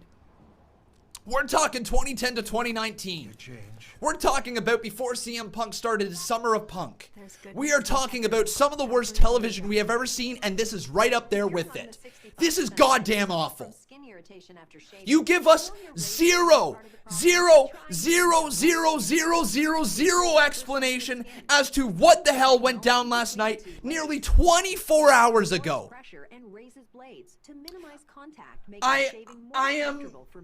I can't believe I am sitting here getting through this crap. This is freaking ridiculous. 2 hours and 48 minutes I have wasted on tonight. 2 hours and 48 minutes for what? Let me read you out the results of here tonight. Natalya defeating Lacey Evans in another match, which is 50-50 booking, where Lacey Evans doesn't even get to move forward with her career because she lost her first major feud since a title match. Viking Raiders defeating Roode and Ziggler, the tag team champions, losing clean on Monday Night Raw. Alistair Black defeating the freaking Singh brothers. Out of nowhere, they're returning. The least entertainment segment of the night for a hyped up superstar like Alistair Black. Kabuki Warriors versus Charlotte Flair and Becky Lynch was good. Do not get me wrong, that was good. Ricochet and Apollo Crews, a match that had potential. All of a sudden, you're just immediately having that match be over because you ran out of time. Because in the main event, you want Tyson Fury, a guy who is not a part of the WWE, coming in and cutting a promo for mainstream attraction. Mainstream people aren't going to sit here and watch this shit. Mainstream people aren't going to tune into this stuff, watching this and saying, well, I want to watch next week. I want to watch this show next week. No, you know what they're going to do? They're going to go watch AEW because they say, man, wrestling looks interesting, but WWE's really lost their way. I'm going to go to AEW. You know, I'm going to check them out on this Wednesday. They look interesting. They're on TV. No. This is absolutely goddamn ridiculous. Friday night, you screw us all over. Give a giant middle finger to all the fans for Kofi Kingston. 9 seconds. Kofi Kingston, one of the most loved baby faces, one of the most over superstars, one of the most incredible stories we have seen with Kofi Kingston's rise, with Kofi Mania, gone in 9 seconds on Friday. Sunday, you throw out first an incredible match between Becky Lynch and Sasha Banks, but straight up, Sasha Banks doesn't win, and she's crying at the end of it. Okay, that's just a booking decision. But at the end of the day, you still screwed over Sasha Banks, whose time was to take the title right then and there. Then later on in the night, you do a beautiful, beautiful showcase of Bray Wyatt coming out to the ring, a new light on the light, and literally, out of nowhere, you give us the most nonsensical, idiotic booking I have ever seen. And then you follow it up with 2 hours and 50 minutes sorry, 2 hours and a half, because I will give credit, Charlotte Flair and Becky Lynch versus Kabuki Warriors was really entertaining, and you give us garbage for nearly the entire 3 hours, and now the main event is Tyson freaking Fury, a guy who's not even a part of the WWE, coming in here, taking up the last 10 minutes of the show when all we needed was an explanation. A single explanation why WWE had a no contest inside of Hell in a Cell. This is garbage. This is freaking garbage. Garbage. Terrible. New era in WWE. All I have seen so far is WWE putting up a new stage, returning Pyro to the ring, and literally keeping every single thing the same. We took steps backward this week. This was supposed to be a debut week, the premiere week of wrestling. And now, what are you giving us? You're giving us crap, garbage, pure shit. Anyways, I'm done talking right now. Pass it off over to the non-wrestler Tyson Fury. Between you and Braun Strowman last week. Big shout out Bakersfield! Last week I was here minding my own business. Braun, he tried to make me look like a fool. I wound up getting chucked out. So tonight, I'm here to demand an apology. Well, you felt like you were... Here comes Braun. So Braun's here. Is he going to deliver an apology? Probably not. We're probably just going to get a stare down between these two guys. But does that look like the face of a man who's about to apologize? There is Braun Strowman. Is this the worst Raw of 2019? They are looking a hole right through Braun Strowman. Is this the worst Raw of 2019? I think it is. Here's Braun Strowman coming down against Tyson Fury. At least this is a crossover, but what type of casual fan would want to sit here and watch this crap? What type of hardcore wrestling fan want to sit here and watch this crap? Here's Braun and Tyson Fury.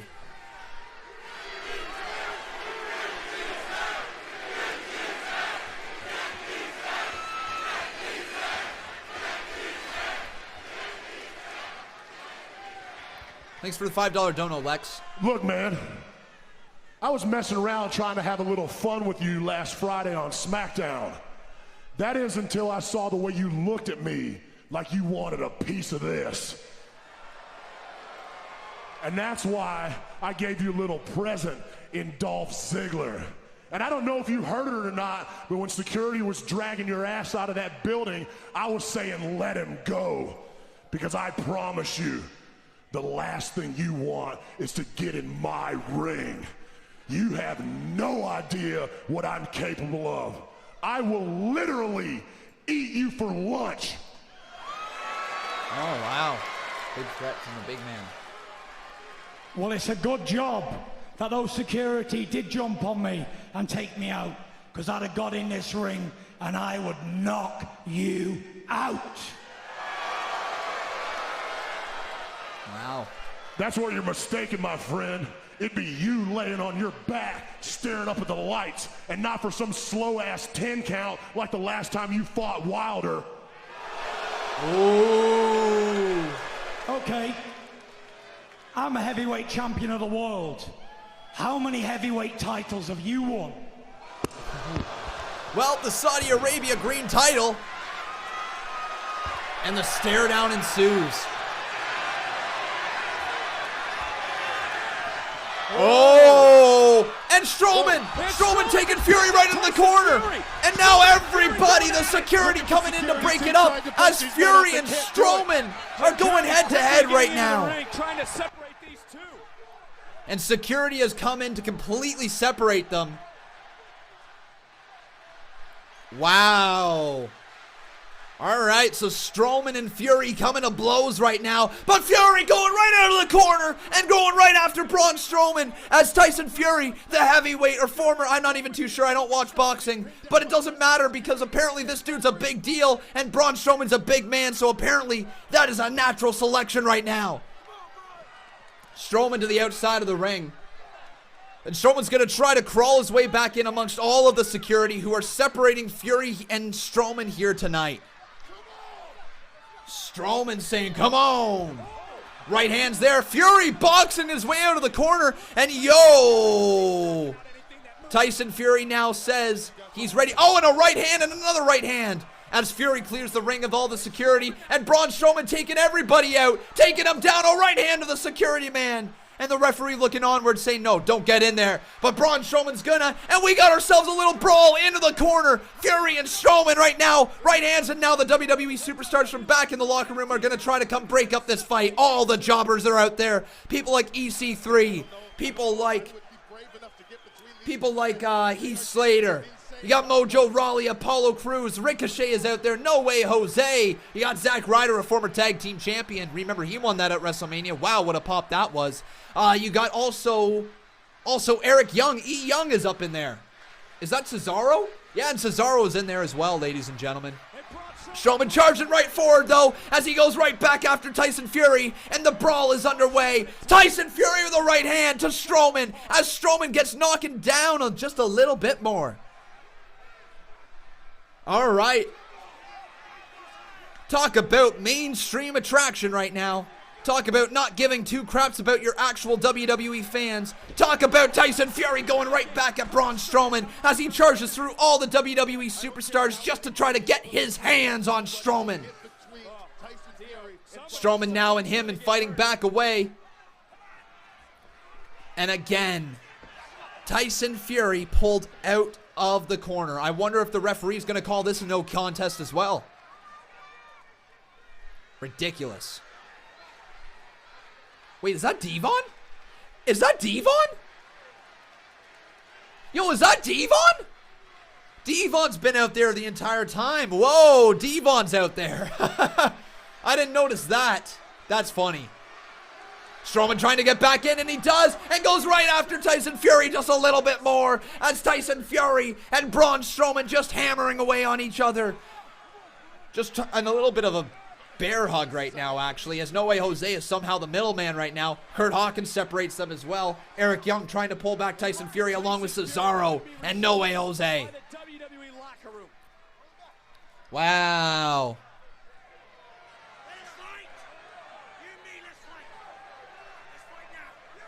He says, let's fight now.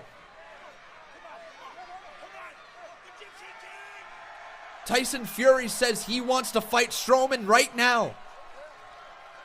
Strowman trying to get right after Fury, and Strowman does, going right back after Fury one more time. As Fury wanted to fight, Strowman's ready to let him get these hands. But no, pulled back into the corner again. Tyson Fury held back in the corner. The Miz is out there now. Cedric Alexander is as well. As Braun Strowman leaves this ring.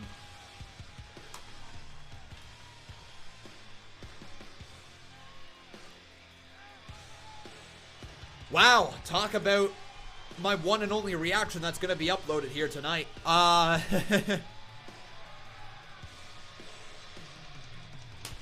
Wow. So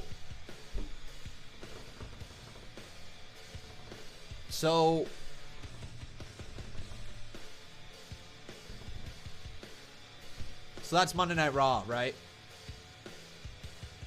Strowman with the interview. Shared the ring with Tyson Fury.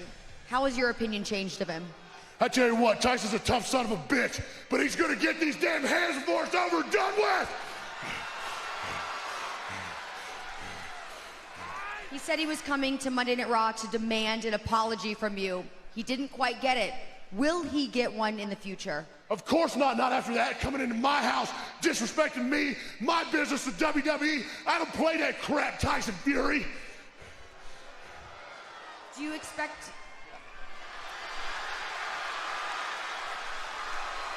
Wait. Here comes Strowman again. Strowman again down to the ring. As Strowman gonna go brawling with Tyson Fury, but Tyson Fury hit a right hand on him. The Gypsy King with a right hand to Strowman, but Strowman pulled back again. Man, a big brawl, and that's the end of Monday Night Raw. Coming up on the Misplays of the Month countdown. That's how we end Monday Night Raw. We got ourselves a $10 dono from Vromward. He says, so I found this, Conman. WWE sent out a tweet hyping up Wyatt versus Rollins rematch for the Universal Championship for the Survivor Series pay-per-view on November 24th. That announcement has been deleted. Yes, I did see that tweet. I know exactly what you're referring to. So thank you, dude, for the $10 dono.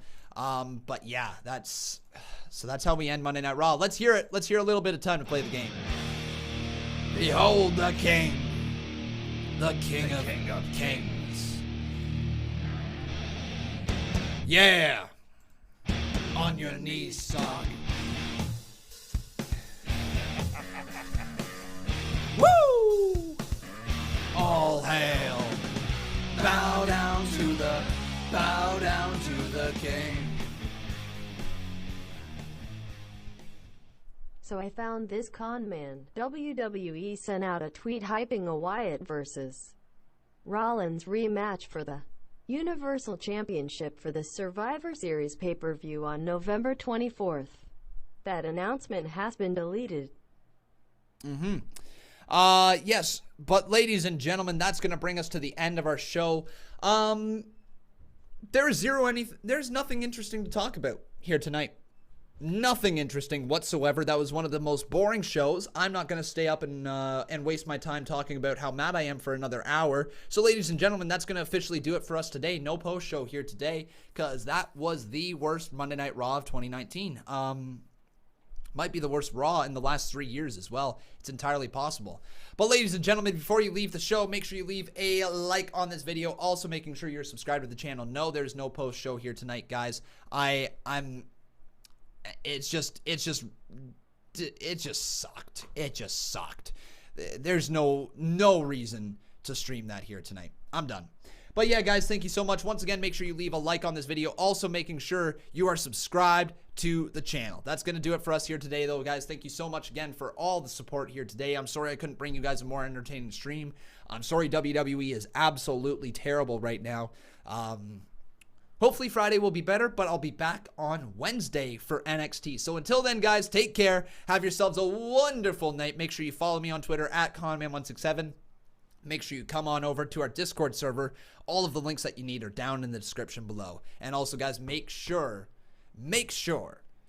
one sec. No, my job is live streaming WWE, and my job is creating content for you guys. This is my main job right here. The post shows are always extra. Anyways, though, thank you guys so very much for watching. I hope you guys enjoyed. Make sure you leave a like on your way out. Also, making sure you are subscribed. Come follow me on Twitter, and that's going to do it. Thank you guys for watching. Have yourselves a wonderful night, and I'll see you guys on Wednesday for NXT.